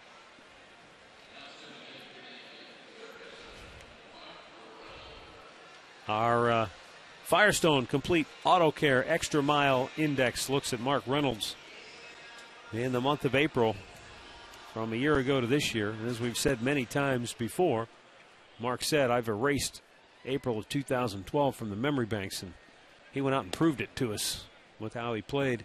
Now you just hope that, you know, that's not just a hot start, you know, that's going to be more the norm. Obviously, he's going to cool off. But this guy has been very good. Wow. That ball ate up Jimmy Rollins. And Reynolds is going to turn and go for 2. Here's the throw. Safe! John Hirschbeck right there on top of it. Chase Utley saying, oh, wait a minute, I chagged him out. And John Hirschbeck said, no, you didn't. Here comes Charlie Manuel, and he'll have his say. That's a good time to take a chance. You're up 4-0. They just booted the ball, and it gets away from him. And I think Mike Sarbaugh over at first base said, go ahead and try. Go for 2. Here comes Utley. He knows he's coming. In comes Revere. The throw's offline, and he didn't get him. He's saying no, but he tagged him on the backside maybe after the foot was in. It's hard to tell. He might have had him. Very close. Very close indeed, but the hustle gets the call.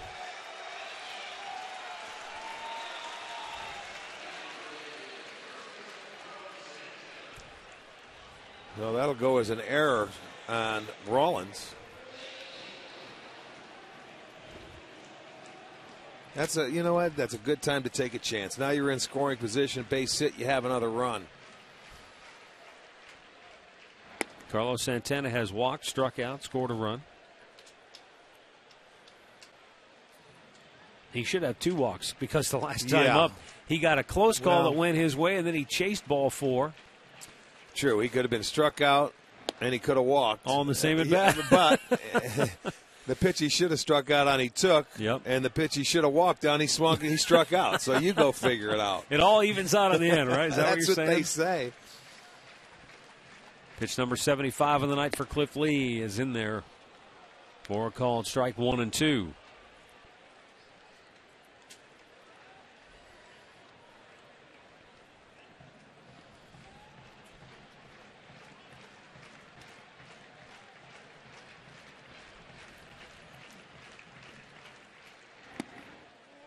A little bit low.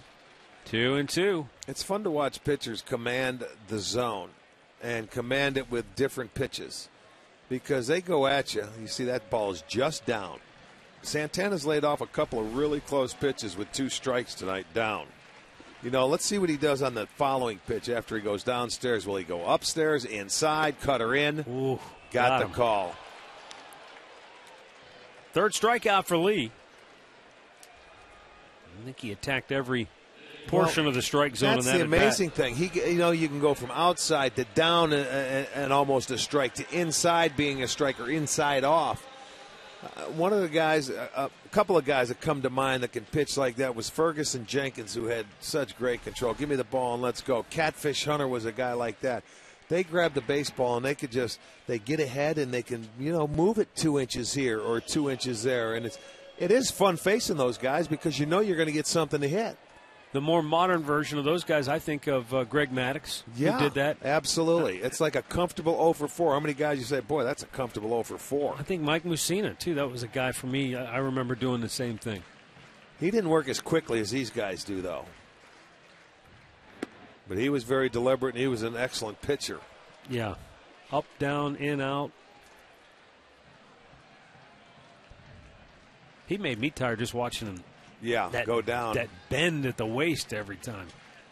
Those guys out there like that they remind me of surgeons, boy. They dissect you. That breaking balls zone. Low, yeah. Carve you up like a Thanksgiving turkey.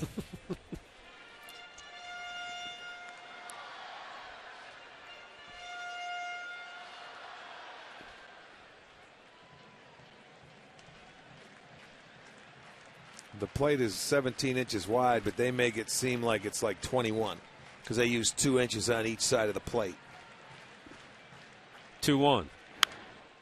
Back out of play. Well, we always talk about, there's a pitch right on the black, which the black is the border of the plate. But those guys were good enough that they could literally pitch to that spot on the dish and hit it a lot of the time when they're aiming for it. It sure seems like it.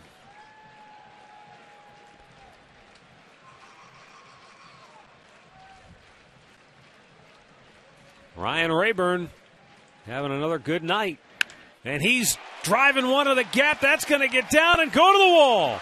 Rayburn is 3 for 3. Reynolds will score. 5-0 Cleveland. No stopping Ryan Rayburn right now. Boy, oh boy, oh boy. This guy is about as hot as anybody can be right now. What a pretty swing, too, and just pushing it out there into the gap. But, I mean, drives it. Oh, he made a little mistake, and he gave him some swinging room. Looked like it might have been a changeup away. Look at him stay back and drive it off the back leg. Oh, he's fun to watch. And that's another run. So they take advantage of the error, the extra hustle to get him into second base, a clutch 2-out base hit, something they've done in the last 4 games. Score with 2 outs. Yeah, I think to me what's fun watching Rayburn this year is that he's not a one-trick pony. No. You know, you kind of heard why he's a good fastball hitter, but he's taking change-ups, breaking balls. He's doing a lot of damage with every pitch. Locked in.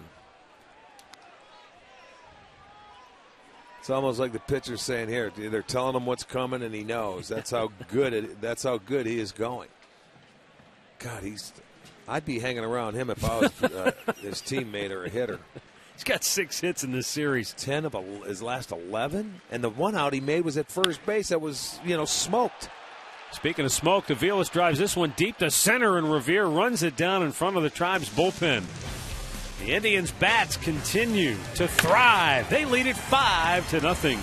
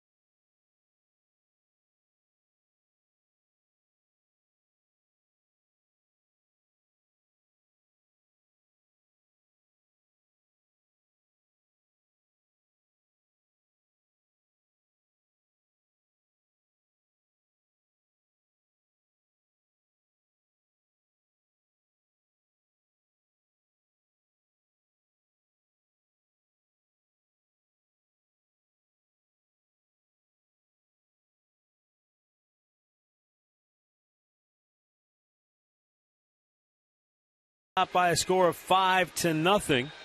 And we go now to the 6th inning, and it's time for today's Cleveland Clinic call to the bullpen. Brian Shaw coming on for the 10th time this year. No wins or losses. ERA 0.87. 13 strikeouts, 3 walks in 10 1/3 innings. Well, for Trevor Bauer, 5 innings, only 1 hit. And 6 walks. 4 out of those 6 walks came leading off an inning, and he was able to tightrope and walk his way through it, but only the 1 hit allowed. He struck out 5, so he will be the pitcher of record as they turn it over to their bullpen now. Yeah, the Phillies, this is one of those games to this point, through the first 5 innings, the Phillies, the story of the game is we couldn't get that hit when we needed to. Right. That lack of a hit with a runner in scoring position is what they'll be lamenting. But when you only have 1 hit, period. Ryan Howard, Delman Young, Dominic Brown for Philly here in the 6th. Down low, ball 1. Howard has hit in 11 straight games, but tonight he has struck out and flied to deep right in the 4th inning. Rayburn made a terrific catch up against the wall.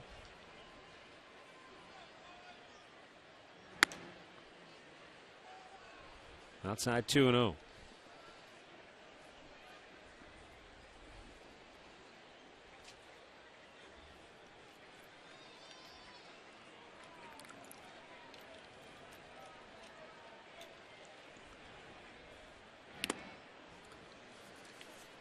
I want to send along a birthday wish to Rose Smith, big Indians fan. Rose, happy birthday to you.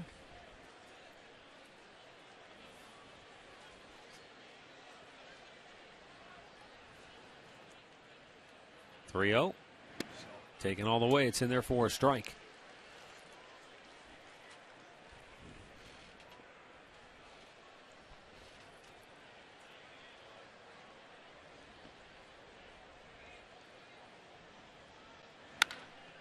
One up smashed to Kipnis from the outfield grass, and there's another case where the shift does pay off.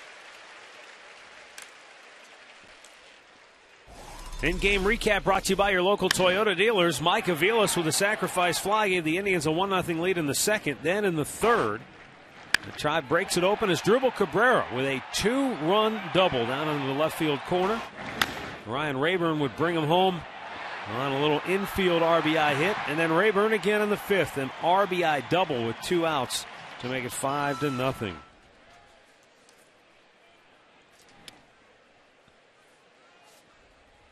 Did you ever get 10 hits and 11 at bats? Maybe in Little League. I'm sure you would remember, right? I mean, that's. Whew. No, that's.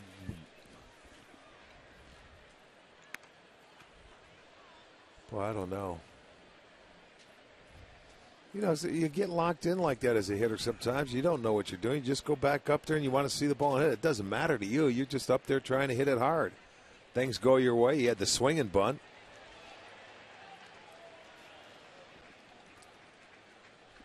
Like he says, you ride the wave as long as you can because you know it's going to come to an end at some point.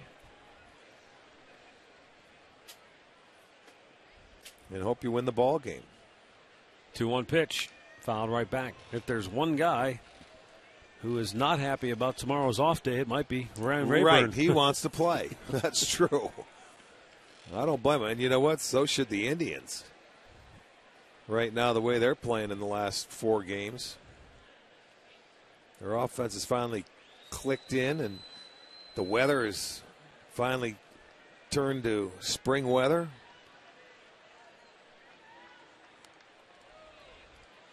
And even though Bauer only goes 5 tonight, because the starting pitching has been better, it's not as big a deal to have to get into your bullpen in the 6th inning. No, the bullpen's fresh, and they have an off day tomorrow.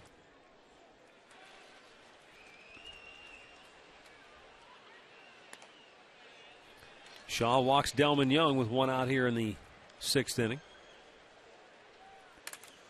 Well, the Indians have lowered prices on your favorite ballpark fare here at Progressive Field. You can get $4 12-ounce domestic beers and $3 Sugardale hot dogs at every game. Log on to Indians.com for your tickets.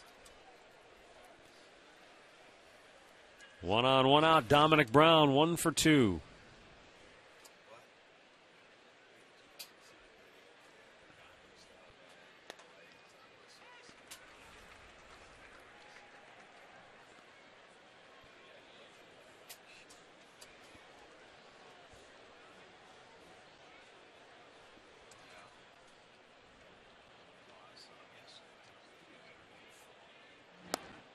A little bit low.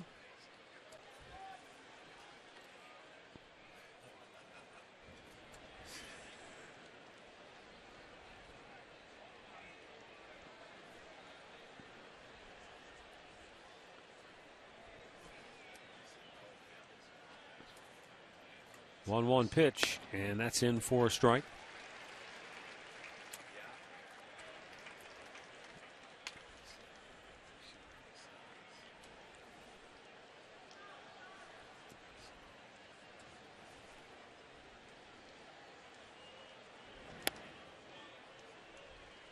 Nick Hagedorn was the odd man out for the Indians when Trevor Bauer was officially added to the roster to make the start here tonight. Be interested to see what Charlie Manuel decides to do. You know, they've got the designated hitter for these 2 games in this interleague series. That's bloop. That's going to be a tough play. Aviles can't get to it. And the Phillies get a bloop hit here. So 2 on with 1 out in the 6th inning. You know, if Delman Young goes into the outfield on a regular basis, you know, will one of those young guys get bumped to the bench, or worse yet, get sent back to the minors. Well, that's a nice try there by Aviles. His back to the infield, just couldn't make the play. We'll find out because we go to Philadelphia, in another week or 10 days. So we'll have an idea by then.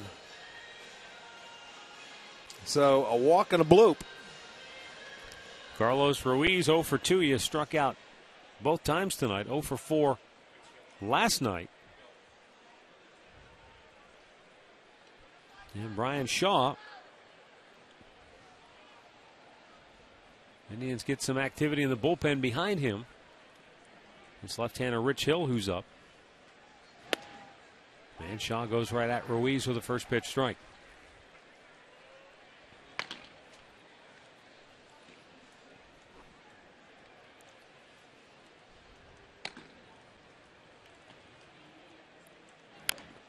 Just topped it, and it goes foul. Quickly the count 0-2. Mentioned Ruiz was a guy who was coming off a suspension, and he has certainly looked rusty in the first 2 games of this series. Yeah, it's tough to play catch-up. Yeah. You miss, what did he miss, 25 games, was it? Yeah, he just came back last Sunday. So, yeah. You don't step right in and act like you haven't missed a beat. Ooh, wow. That fastball right on the outside part of the plate, so it appeared. Well, that camera's not, that may be a little bit off the dish. I guess so.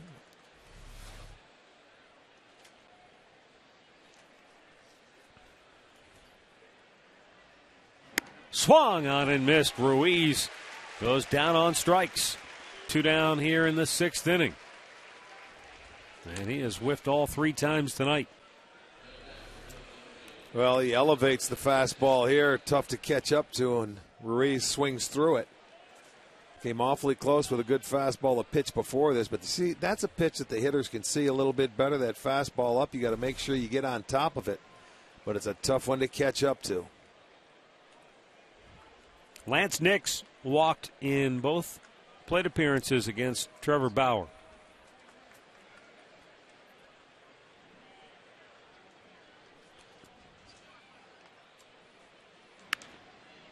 In 6 career games here at Progressive Field, Lance Nix 8 for 16.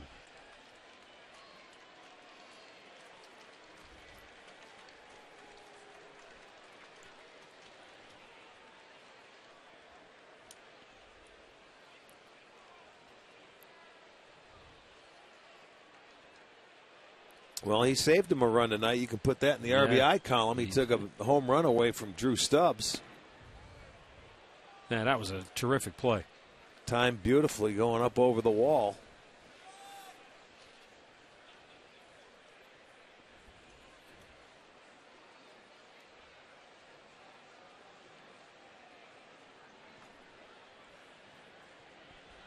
Here's the 1-1. And a good fastball, elevated. Here's the play we were talking about. Drew Stubbs looked like he had a home run, but Nix, perfectly timed jump, and definitely stole a homer.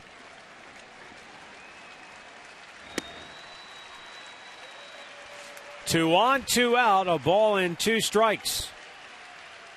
Shaw checks the runner, he fires, and it's outside a full count, 2-2.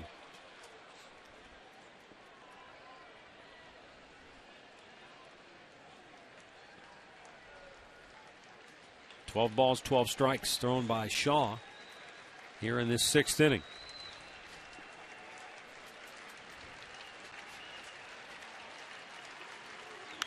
Right back over the screen.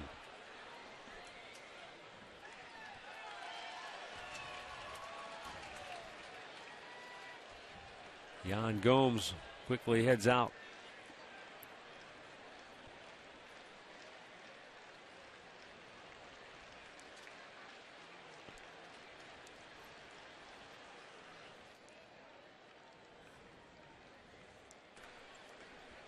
Delvin Young is at second base. Dominic Brown down at first.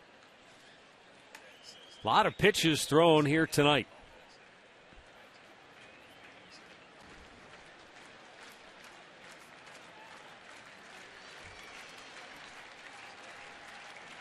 Shaw delivers. Strike 3 called. Rings him up to end the inning, and the Phillies strand a pair.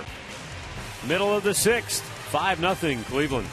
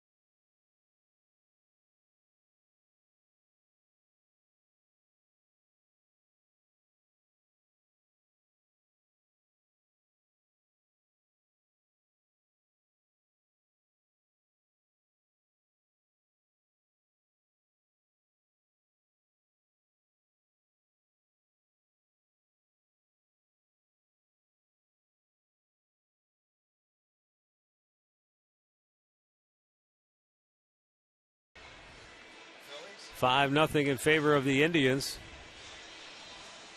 Bottom of the 6th inning.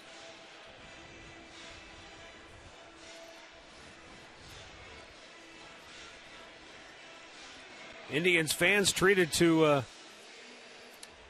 their offensive performance tonight. Pretty impressive against Cliff Lee, the former Cy Young Award winner, who came into tonight's game with a 2-1 record and ERA of 3.03.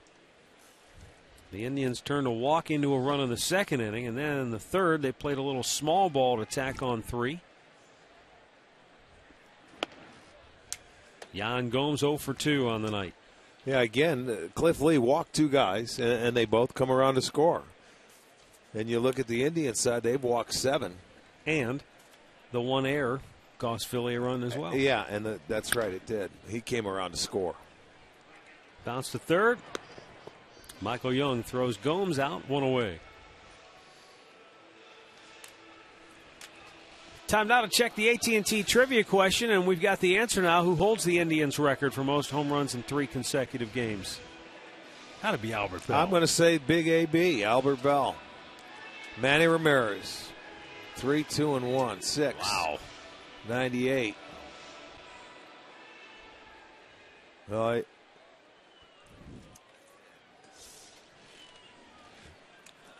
now Drew Stubbs, a swing and a miss. 0 for 2.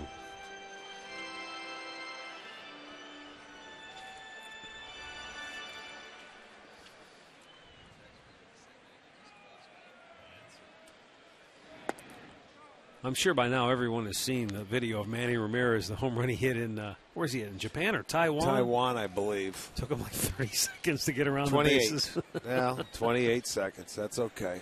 1-1 pitch. When you hit him that far, you can go as fast as you want. Stubbs just line drives it right over the head of Chase Utley for a 1-out single here in the 6th inning. Well, he says, if I try and hit one, you take a home run away from, I'm going to get a little bloop, and I'm going to get myself a knock.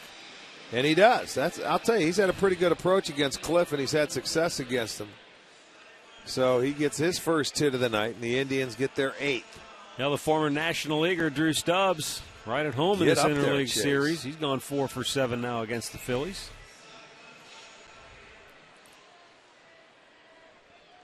Top of the order, Michael Brantley. He's 2 for 3 on the night. Now has hit in 4 straight games.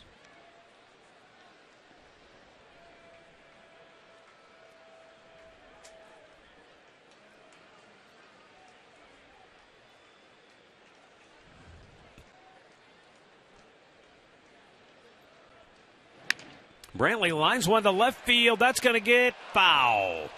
Oh, he was looking. It was close. That does slice right at the end. I thought it was going to get down. Well, it did, but fair not in fair. territory, Yeah, but it did. It missed by about a foot.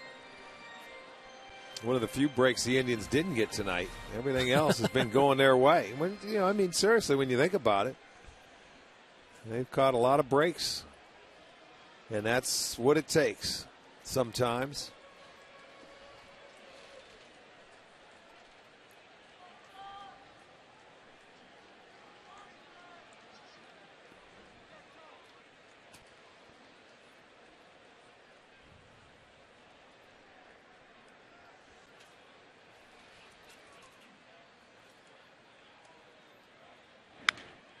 Brantley trying to go the other way again, fouls it out of play.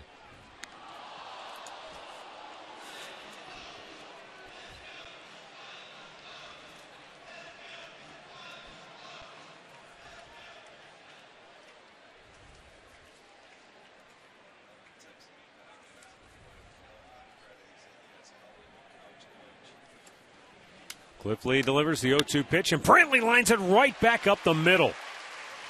And so back-to-back singles here in the 6th inning, and the Tribe threatening once again with 2 on and 1 out. Isn't it amazing how a little bunt can get you going? But after that drag bunt, the beautiful drag bunt that Brantley put down, he comes back up and had 2 really good at-bats, and he stayed back on the breaking ball, drives it right back up the middle. When he goes up the middle the other way, he's an excellent hitter. So he has 3 knocks tonight. The Indians have 9. Let's get to double digits. That's what they want to see.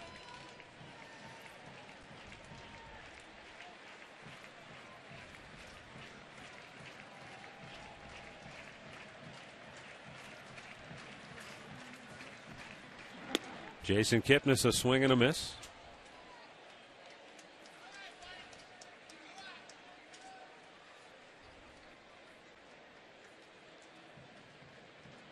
Philly now getting some activity in their bullpen.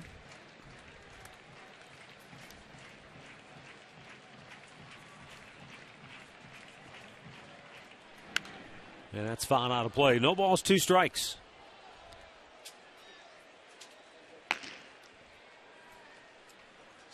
Jeremy Horst getting loose for Philadelphia.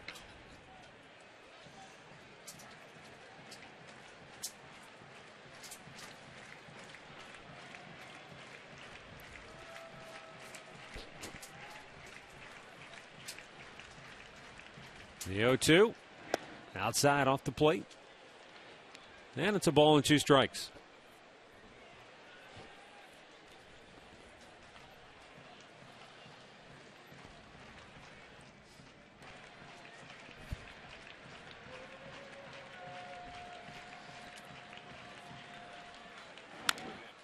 Just pulls it foul. I think one of the things that has made Cliff Lee such a very steady and consistent performer is the fact that he is, for the most part, pretty oblivious to everything that's going on around him. I remember we went to New York for the opening of the brand new Yankee Stadium, and it was like a zoo there, and Cliff was like, oh, well, just another ball game. It's no big deal to him. The heart never speeds up. Never does. Swung on and missed. He gets Kipnis for out number 2. Let's go back to the studios once again. Here's Al Pulaski. Hey, Matt, Tampa Bay and Kansas City tonight, and boy, James Loney on fire, batting .377 this year. Here a base hit in the 3rd inning, drives in another Tampa run. They lead it 5-1 over Kansas City at the K. They're in the bottom of the 3rd inning. Matt, back to you. All right, thanks, Al.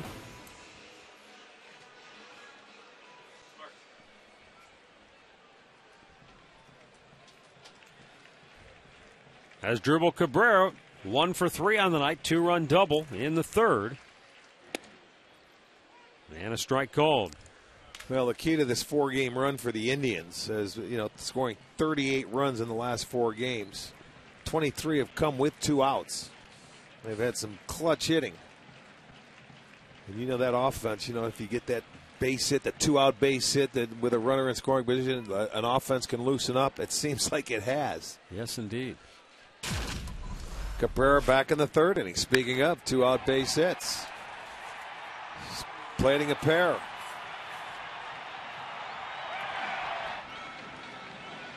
Although that wasn't with 2 outs, was it? There was 1 out there when he hit that double.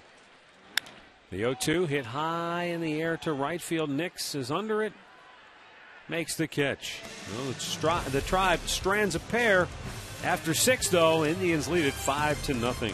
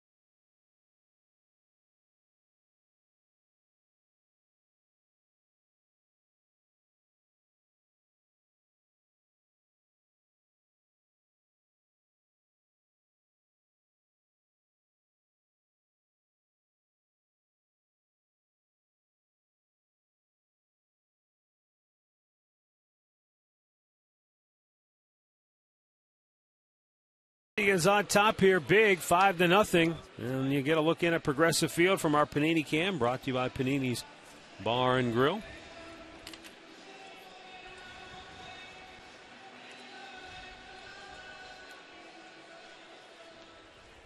Bryant Shaw worked a scoreless 6th. He'll stay on to pitch the 7th. He'll face Ben Revere to start things off.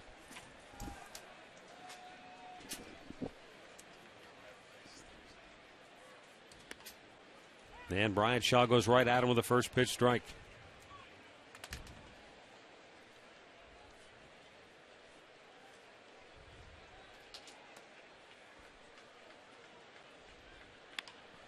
And he bloops one toward left field. It's a base hit for Revere. 3rd hit of the night for the Phillies. 5th time, though, out of the 7th inning, 7 innings that Philly has had their leadoff man aboard.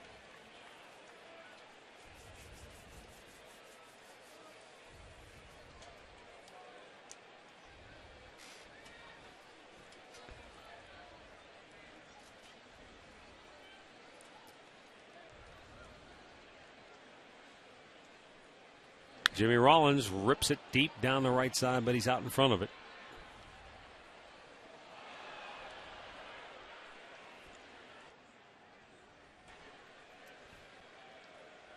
Rollins walked back in the 1st inning, but in what probably was a huge turn of events for the Tribe early in this game, he was thrown out trying to steal, and then Michael Young struck out on a high fastball.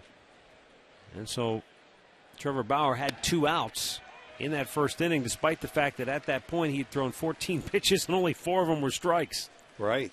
Then he walked Chase Utley, came back and struck out Ryan Howard, looking on an off-speed pitch to get out of that 1st inning.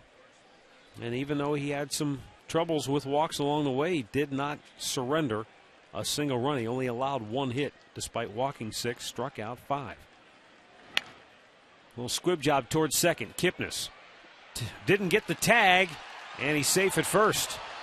So all the way around. And now Terry Francona is going to come out and have an argument here. John Hirschbeck is telling Mike Aviles that Jimmy Rollins or rather, Ben Revere did not go out of the baseline, but Terry Francona is going to need further explanation from Hirschbeck. Well, we'll get a chance. Normally, an infielder should be able to tag that runner there, if depending on where he was for the ground ball. But, you know, Revere's a fast guy. He's a little guy, and he's got a little leeway. Oh, he's out of the baseline. Come on. You kidding me? Well, it looks like it from that angle. I thought Jason was right in line with second base, but he wasn't. He was actually probably a step toward the outfield. So Rollins had to go, Revere had to go way around him to avoid being tagged. See if this tells you any more. Okay, he's even with the baseline, and then he goes out. And he's way out of the baseline. Yeah, it certainly looked like it there on the high shot. I mean come on. He's got to be a good 8 feet outside the baseline. Plus, did he get the tag on him? Can't tell from there. He might have even tagged him. One quick look. Check the jersey. It's hard to tell. I don't know. Well, right now it's first and second and nobody out. And Michael Young fouls it off. They give him a base hit on that? I don't know. It's a weird play. I don't know how they score it, but he gave him a base hit. You'd think it would be a fielder's choice. Right. He went after, if he doesn't go after Revere, he's got the easy out at first base. Michael Young 0 for 3. Pitches outside, 1-1.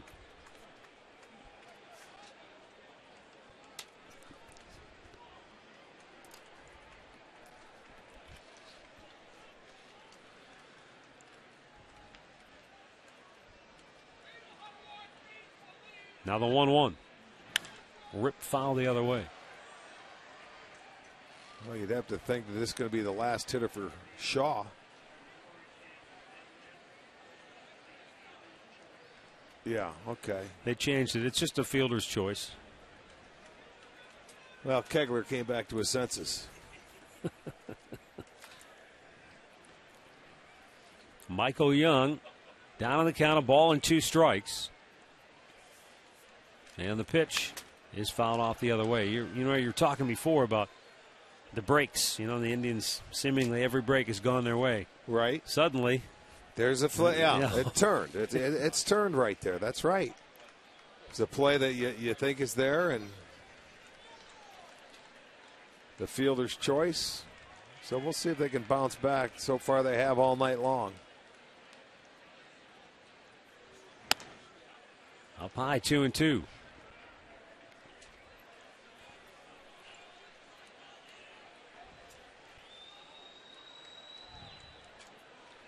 Brian Shaw.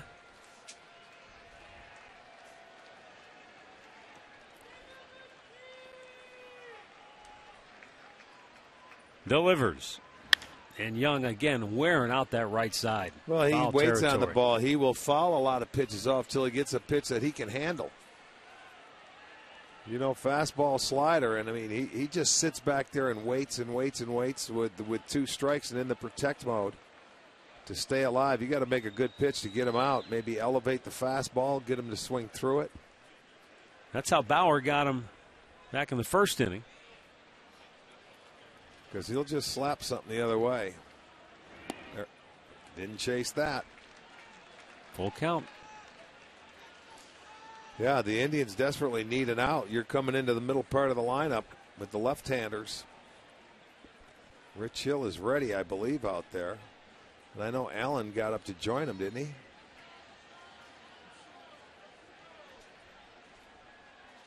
Payoff pitch.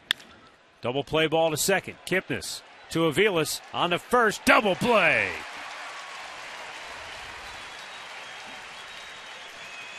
So a nice job by Brian Shaw. Yeah. He kept battling Michael Young, who was just fouling pitch after pitch after pitch away. Watch him bring his glove back. Ball up the middle. He was thinking about it, but it's right to where Kipnis was.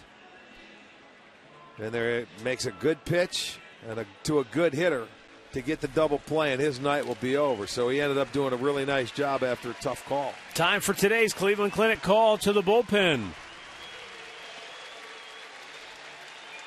It's the left-hander, Rich Hill, who's coming on when we come back.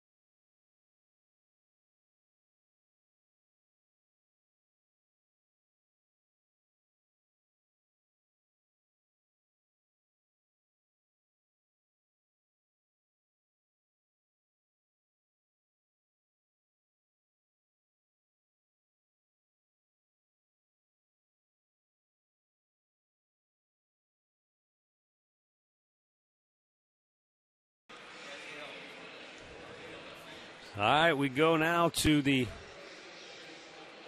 number 3 hitter in the Phillies lineup, Chase Utley, as Rich Hill comes on for the 8th time this year. Hill, no wins or losses, ERA .386. You got Utley and then the left-handed hitting Howard to follow. 2 outs here in the 7th inning. Runner at third base is Ben Revere. Inning should be over. But questionable call by John Hirschbeck at second base. And the Phillies have at least an extra out.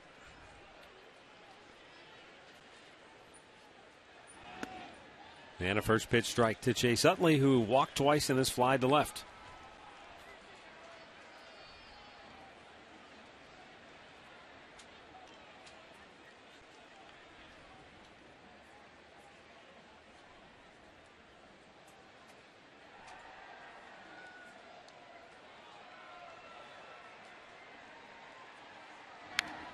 Fouled right back. Quickly the count 0-2.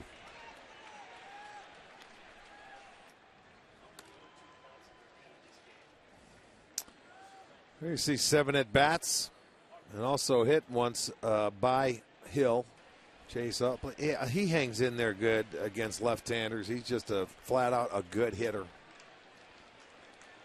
The biggest thing for him is just staying healthy, keeping him on the field. Right. He's had to deal with some issues the last few years. Boy, you go back into the mid part of 2000, he was as good as anybody, especially as an infielder. Kipnis throws him out, and the inning is over. So the Indians dance around some trouble here in the 7th. Tribe maintains a 5-0 lead. Time now for the 7th inning stretch.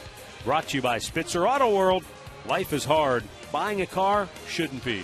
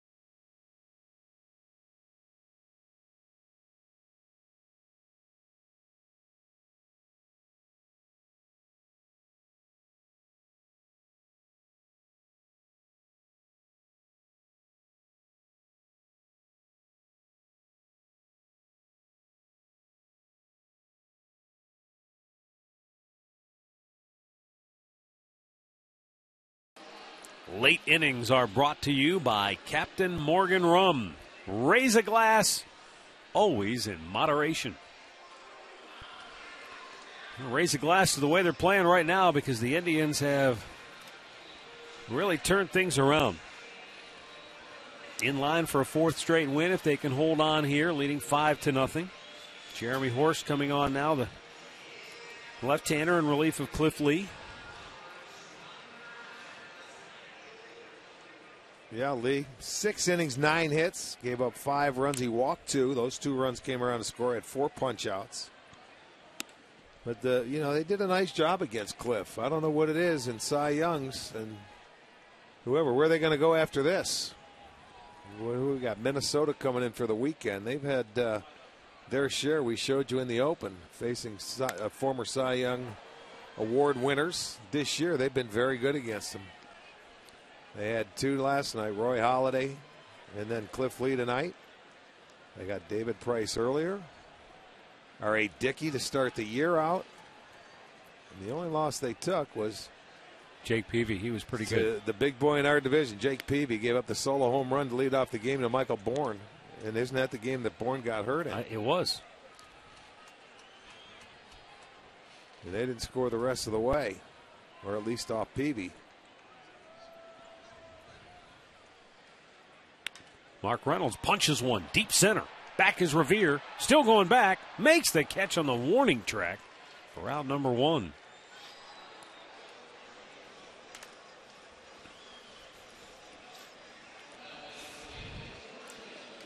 Those are the ones they have faced this season.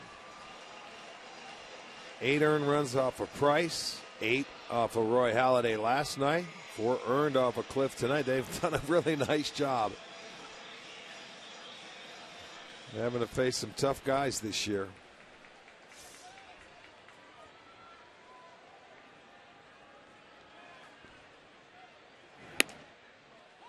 Carlos Santana takes a strike. Speaking of really good pitchers, how about Jordan Zimmerman and Clay Buchholz? They combined tonight for 15 innings of work as Santana rolls one up the third base line, and that's going to be an infield hit. You see, they had 3 of those in 1 inning tonight. So that's their 4th, I believe. 4th infield hit in the ballgame. Yeah, they've had a bunt. Brantley's bunt. You had Rayburn's topper. That one there. And one more other than that. Jordan Zimmerman, Clay Buchholz. 15 innings, 4 hits, 16 strikeouts, no runs. Zimmerman shut out the Braves. 2-0 was the final in that game, and the Red Sox were up 8-1. I think they're in the 8th or 9th inning in their game. So you had to beat the Braves. They had to, to shut them down and shut them out. Well, here he is, Raging Rayburn. It's the new nickname given to him, I guess, by our friend AB. Well, he would know. There's a pop, a This bloop. has got to fall, It's AB. dropping, it's dropping, and He's it's in raging. for another base hit. Ryan Rayburn, you can't get him out. A 4-for-4 performance. Look at the smile. Wow. Look at the smile. You can't help it. Raging Rayburn is hot. As promised earlier, it's Miller time, brought to you by Miller Lite. First hit, line drive base hit the other way. Then he gets a little topper for an infield RBI single. And then he lines one to the gap for an RBI double. Wow. So 4 hits tonight, 3 hits last night, 4 hits the game before. Look at you living right. And he smiles once he gets it over. Rollins, he can't do anything about it. He said, man, those guys are living right. 11 out of 12.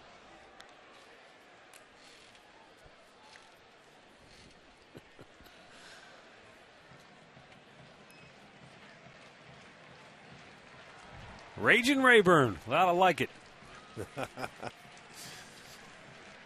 So does our coach at AZ.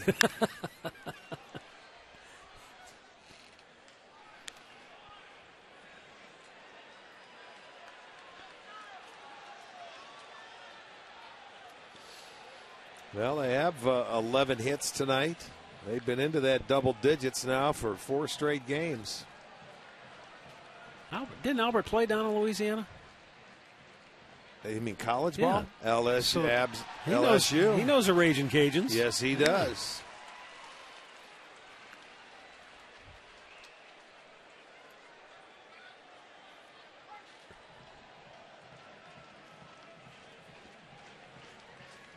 Two on with 1 out. Mike Aviles drove in a run back in the second.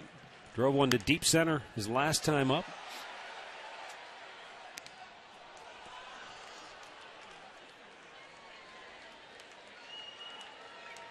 Indians have banged out 11 hits.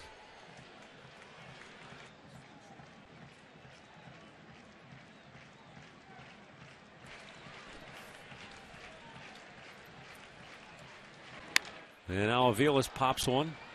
Shallow center. Revere is there to make the catch, and the runners hold. 2 down. Well, you don't want to miss the first T-shirt giveaway. That'll come Saturday afternoon against the Twins. The first 10,000 fans will receive a 74 alternate jersey T-shirt. That'll be courtesy of the Plain Dealer. Log on to Indians.com for tickets. If you didn't see it earlier, it's red. Indian script or Indians across the front. Katie had it on. That's Saturday. Here is Jan Gomes, 0 for 3 tonight. He takes low ball 1. Gomes has flied out, struck out, grounded out.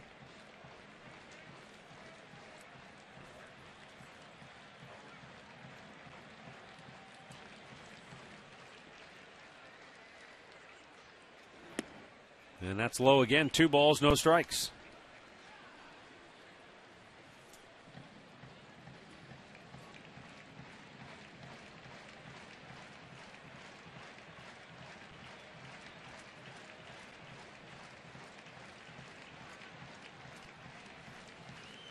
Two-0 pitch, and that's a foul over toward the on-deck circle.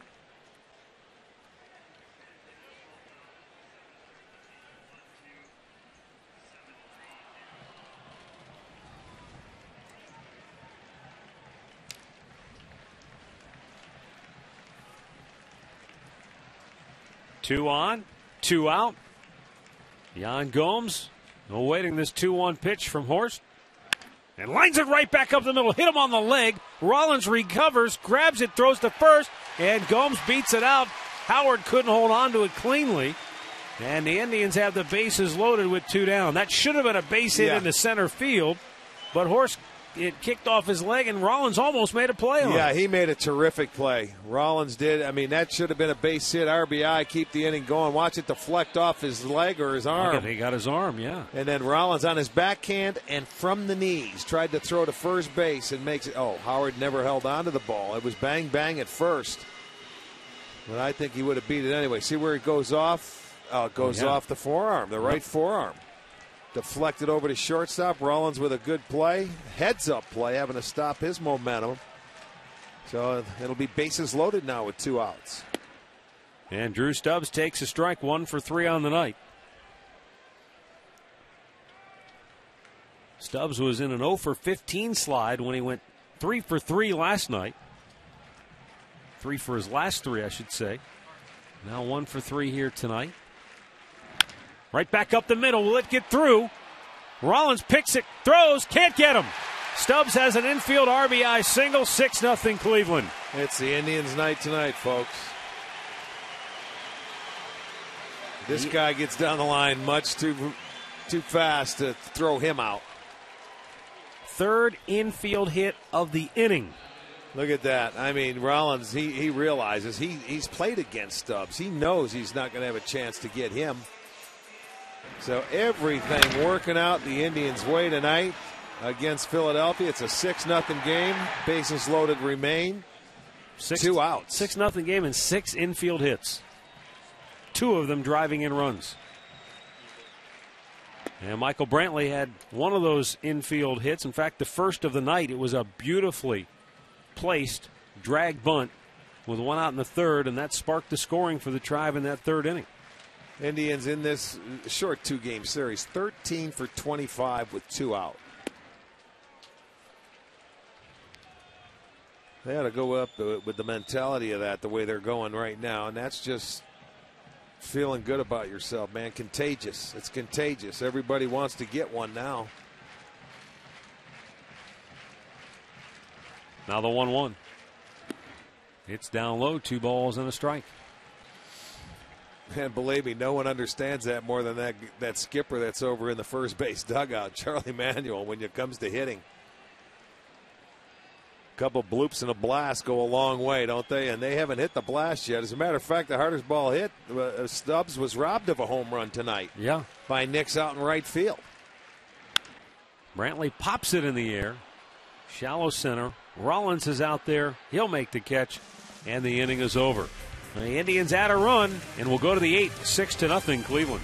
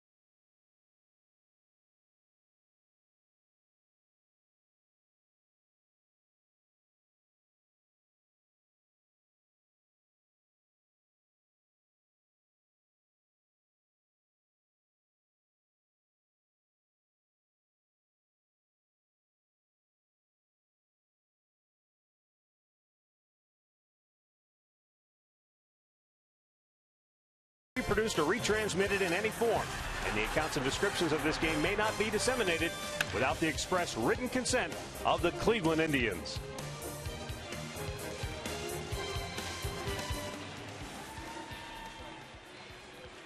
Indians on top 6-0. As we move to the 8th inning, Rich Hill will stay on to at least face Ryan Howard. And you got the right-handed hitting Delman Young and the left-handed Dominic Brown, so we'll see how Terry Francona chooses to play this.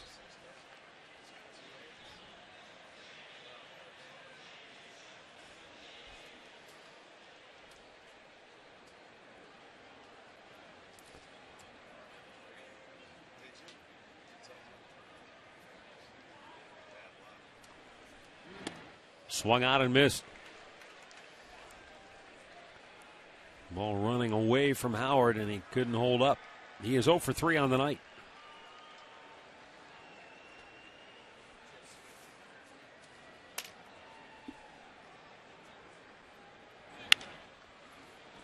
There's a fly ball to center, routine for Drew Stubbs. See if Cody Allen's ready to come in now. Let's the big man match up for the 2 lefties, and that's where he's going. Did his job. Rich comes out and gets Utley, Howard, and then turn it over. I think it's Cody Allen out there. Is it Joe Smith? Smitty. Well, we'll wait and see when the door opens. It looks like Joe Smith. Smitty, yeah. So Rich Hill does his job. He gets the 2 that he faces. And with 1 out here in the 8th, Joe Smith is coming on when we come back.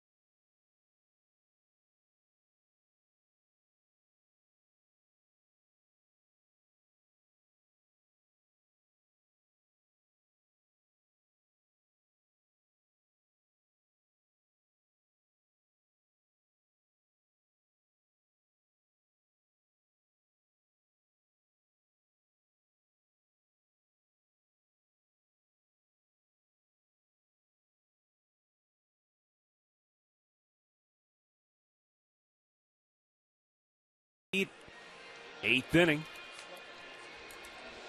With one out, Delman Young coming to the plate. Joe Smith coming on now for the Indians.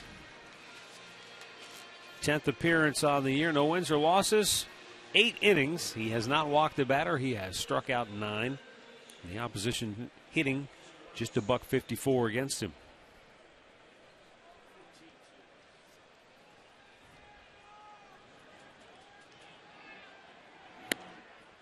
And a first pitch strike.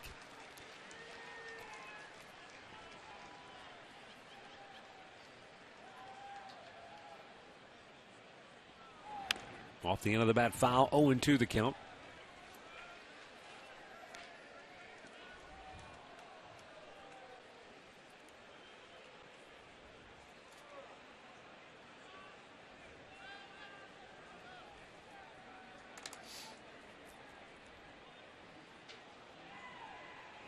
Swung on and missed. Joe Smith got Young to expand the strike zone. 2 down in the inning.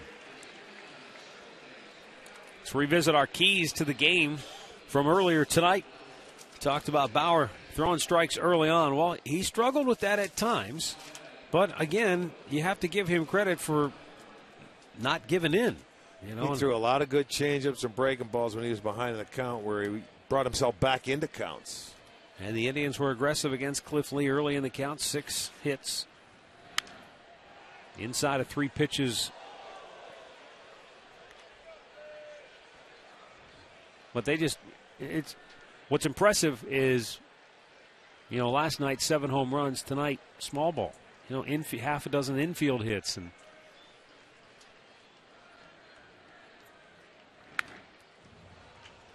well, when they fall your way and they go your way, it's great. And it's certainly, that's the way it was tonight. They smashed the ball out of the ballpark last night. 7 home runs, and they come back today and a lot of hits, infield hits. Big hit by Asdrubal Cabrera down into the left field corner that produced a couple of runs. That made it 4-0. Actually, that made it 3-0. And then Rayburn got that little infield rolling RBI single that made it 4-0. That was a big inning. That's when the Brantley drag bunt took place, the walk to Kipnis, then the double, and good things happened in that inning. Got him looking. And Joe Smith makes quick work of the Phillies. They go 1-2-3 here in the 8th.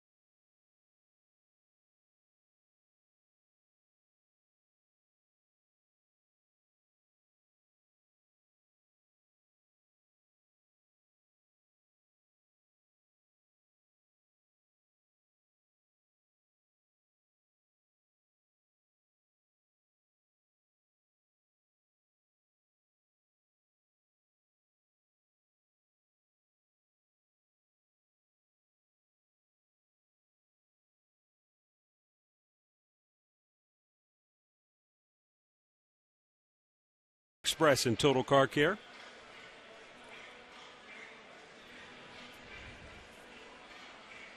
Now the highlights back in the studio Rick and I will have some final thoughts here at the ballpark. Katie will have a reaction from down in the clubhouse. Philippe Amont, for the second night in a row, comes on for Philadelphia. Big right-hander. Pitched in last night's ball game. Gave up a couple hits in his inning of work. It'll be Kipnis, Cabrera, Reynolds.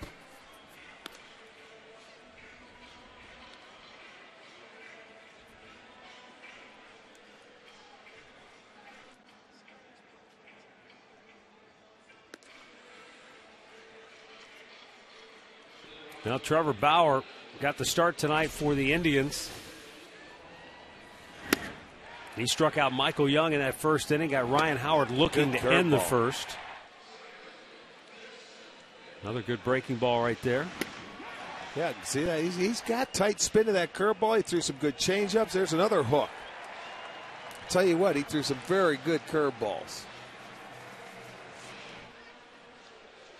Jason Kipnis will lead off this home half of the 8th inning.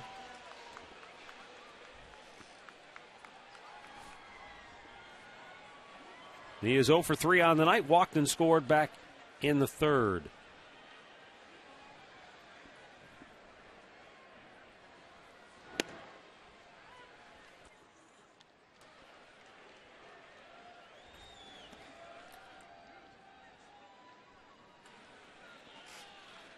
The Indians have out-hit the Phillies 13-3 here tonight.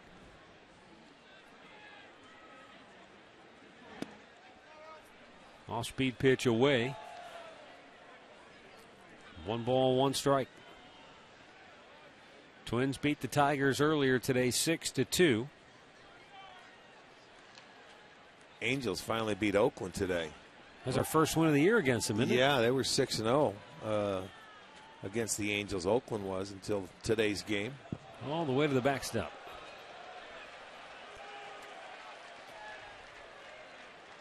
White Sox Rangers tied 2-2 in the 7th down in Arlington. Chicago began the day 10-15, trying to stop a 3-game losing streak. Tampa Bay leads Kansas City 6-3. They're in the 5th at Kauffman Stadium.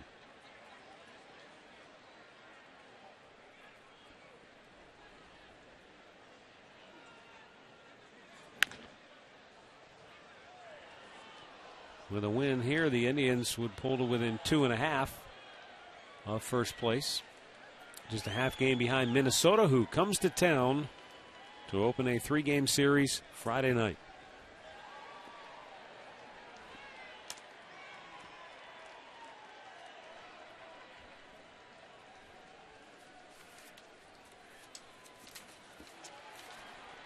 Swing and a miss. Kipnis strikes out, 1 down here in the 8th.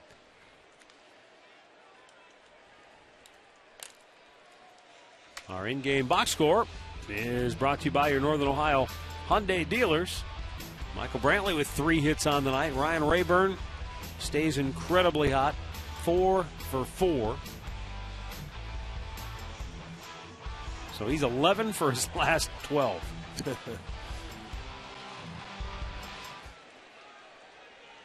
And Asdrubal Cabrera, 1 for 4 tonight.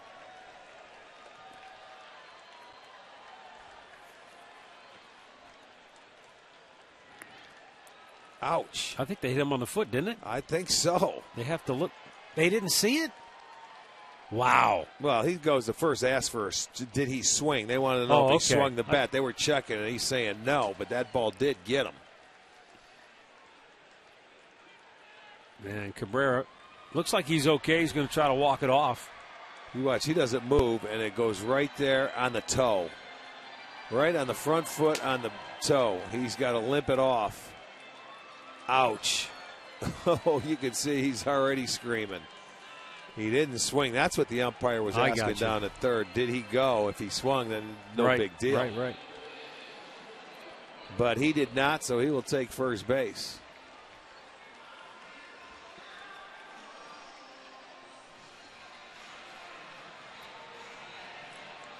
You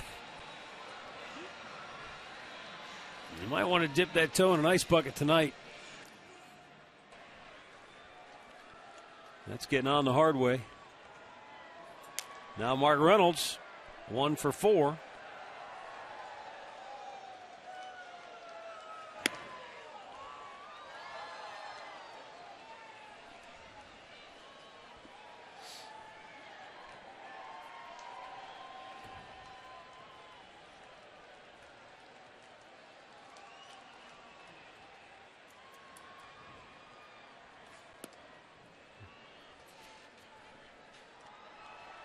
Reynolds had an infield hit back in that 3rd inning. And he reached on an error in the 5th and hustled into second base. And then came around to score on Ryan Rayburn's double to right center field. Which, you think back on it, he might not score from first base on that double. He might, but he might not. So by hustling into second base, and as you said, at that point in the game, it's a good time. It's a good time to take that chance. It was 4-0. He gets out there. It was a bang call. Utley thought he had him if he tagged him, but he didn't stop. And that's a perfect time to try. You're in scoring position. You get the call, and you end up coming around to score. Fouled back. Well, this weekend, Minnesota comes to town Friday night, 7:05 start. Justin Masterson will go for the Tribe. Pedro Hernandez for Minnesota. Then Saturday and Sunday, both 1 o'clock starts. So hope to see you down here this weekend at the ballpark. If not, we'll have all 3 for you on Sports Time Ohio. 2-2.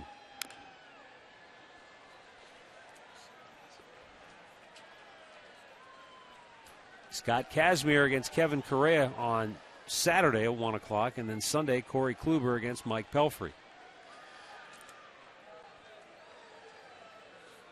Off day tomorrow.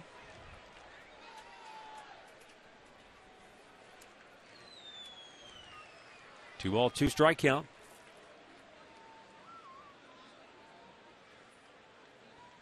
Almont deals, and he strikes him out. 2 down.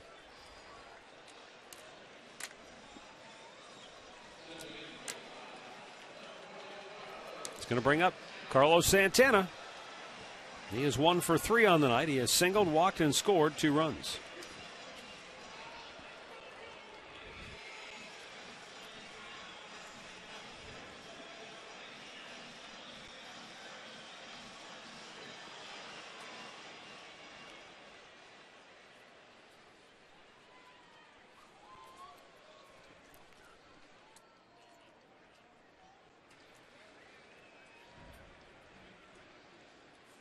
Santana swing and a miss.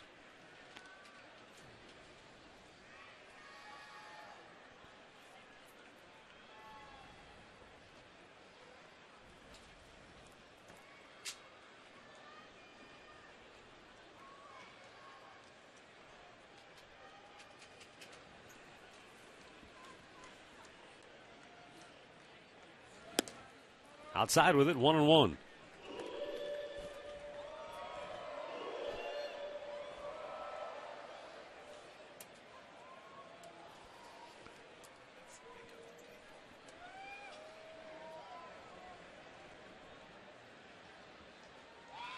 Almont delivers, and it's outside, a little low, 2-1.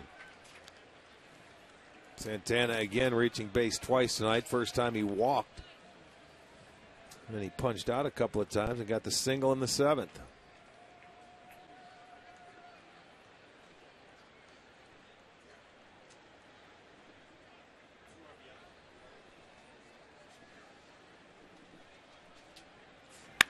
Oh, right back up the middle, in and out of the glove of Almont. And Santana's going to reach for an infield single. Another one. Man. Another infield. That ball was smoked. The big man, Almont, on the mound was lucky to get leather on it. And he did to deaden the ball, but it just trickled too far away for anybody to make a play. That's another hit. That's going to go 14. He got leather on it. Let's see if there's anybody. Now, if that ball gets by him, that's into center field. Nobody in your picture.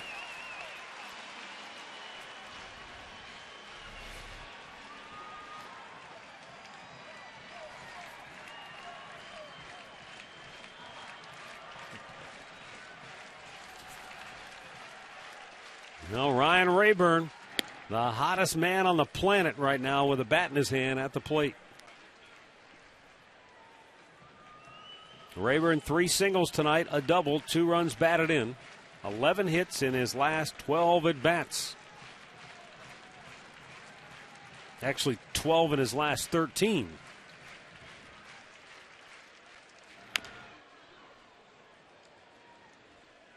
His last 3 games, 11 for 12.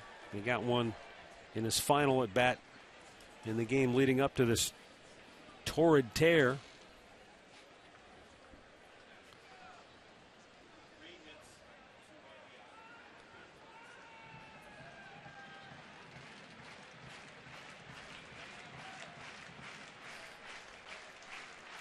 The 1-1.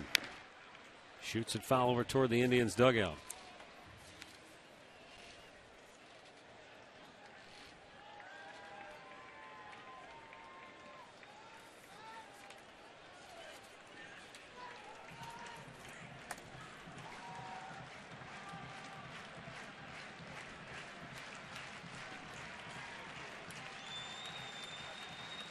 Amont ready. The 1-2 pitch. A little bit low. 2 balls, 2 strikes. Last night, for the second game in a row, Rayburn hit 2 home runs.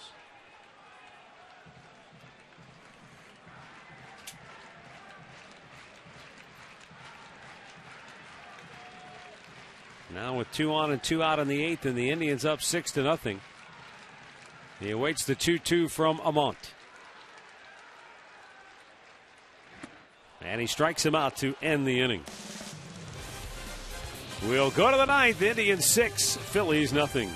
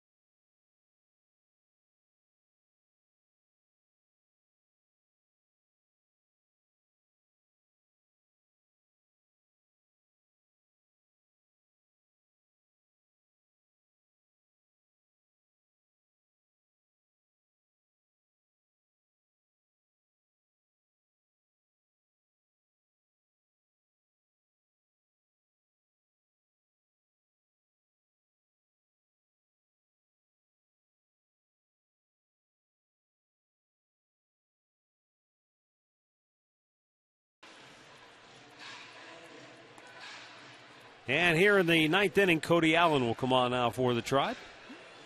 9th appearance of the year, a win, no losses. In 11 1/3, he has struck out 15 and walked 5. He's done a nice job for Terry Francona. And Smitty came out. He went his inning, got a couple of strikeouts. Well, the Indians going to try and get their first 4-game winning streak of the year. That was their longest of all last year, was 4 games. They will have an off day tomorrow before they, as you mentioned, take on the Minnesota Twins in a weekend series.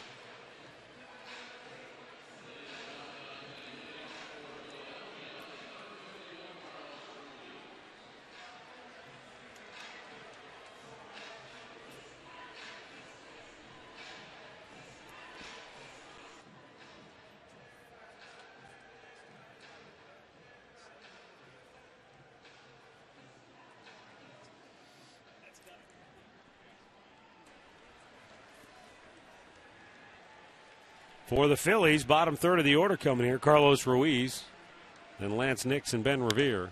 First pitch popped up. He put it in play at least. He had 3 punch-outs going into the night. And all swinging. 1 down. Stay tuned. Indians Live is coming your way next. Brought to you by Conrad's Tire Express and Total Car Care. Katie Witham's going to track down Michael Brantley and get his thoughts on the hot hitting exploits of the Indians. Brantley had 3 hits and really ignited the rally in the 3rd inning with that great drag bunt single. Rick and I will have some closing thoughts as well from Progressive Field. Off day tomorrow, and then the Twins come to town on Friday. Stay tuned. It's all coming up next. Lance Nix is 0 for 1. He has walked twice in the ballgame.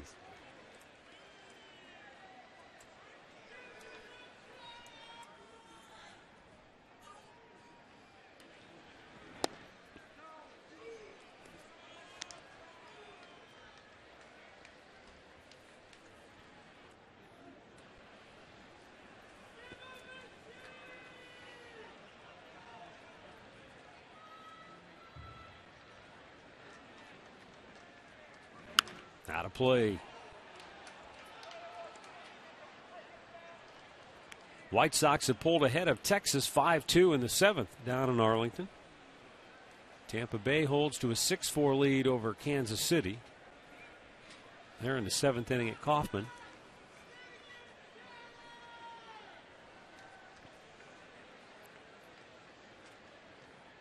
Cody Allen with a 1-2 pitch. Nix shoots it foul.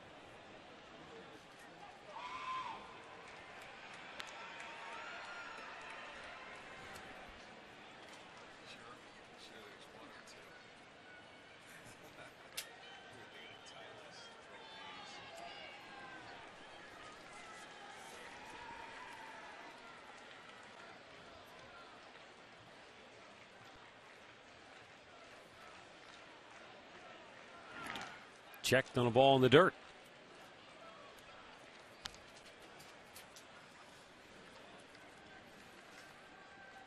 We talked earlier tonight about Charlie Manuel. He was in the last year of his contract in Philadelphia, and at 69 years old, there's a lot of speculation about what will happen at season's end. And Charlie told his team, don't worry about me. Don't talk about my contract. Don't worry about my contract.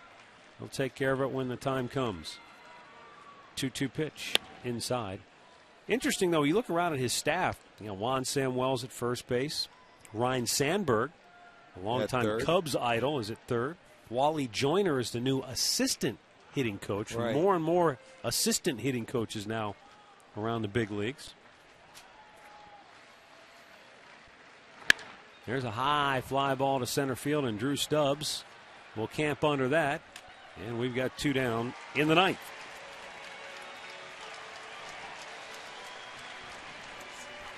So the Indians about to put the broom to the Philadelphia Phillies in a well-played 2-game interleague series.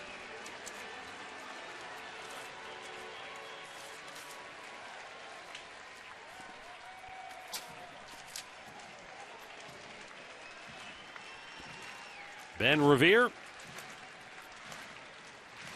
1 hit on the night. That came back in the 7th inning.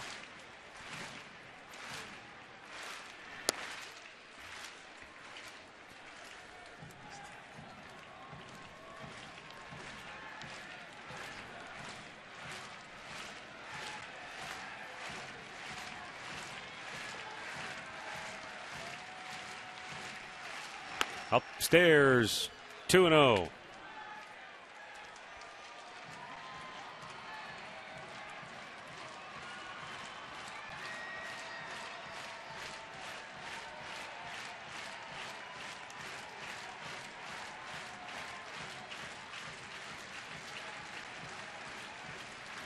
Fastball over the inside corner. It's 2-1.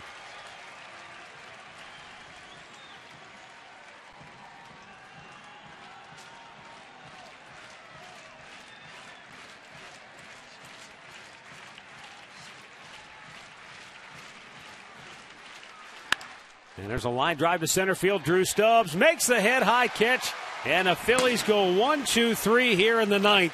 And your final score, The Indians 6 and the Phillies nothing as the Tribe takes the 2-game series from Philadelphia. The Indians have now won a season-high 4 straight, 7 of their last 10, and they're within a game of 500 now at 12-13. Philadelphia, with the loss, drops to 12-16 now on the year. The winning pitcher is Trevor Bauer, who gets his first win as an Indian, evening his record on the year to 1-1. Cliff Lee is the loser for Philadelphia. He drops to 2-2 on the season. Time now for our key play of the game, brought to you by Key Bank. Well, let's go back to the 3rd inning, and it's going to be the very first pitch from Cliff Lee after a bunt and a walk, and Cabrera drilled it down into the corner. That made it a 3-0 ball game on a very clutch hit right there, and they're saying nicely done. And that moved it along, as that will be our key play of the game. And visit your local Key branch for low rates on a home equity or auto loan. Certain conditions apply. See your branch for details. So a great night for the Indians as they kick off the homestand in tremendous style, sweeping the 2 games from Philadelphia. Off day tomorrow. Minnesota comes to town on Friday. Stay tuned. We've got more coming up next.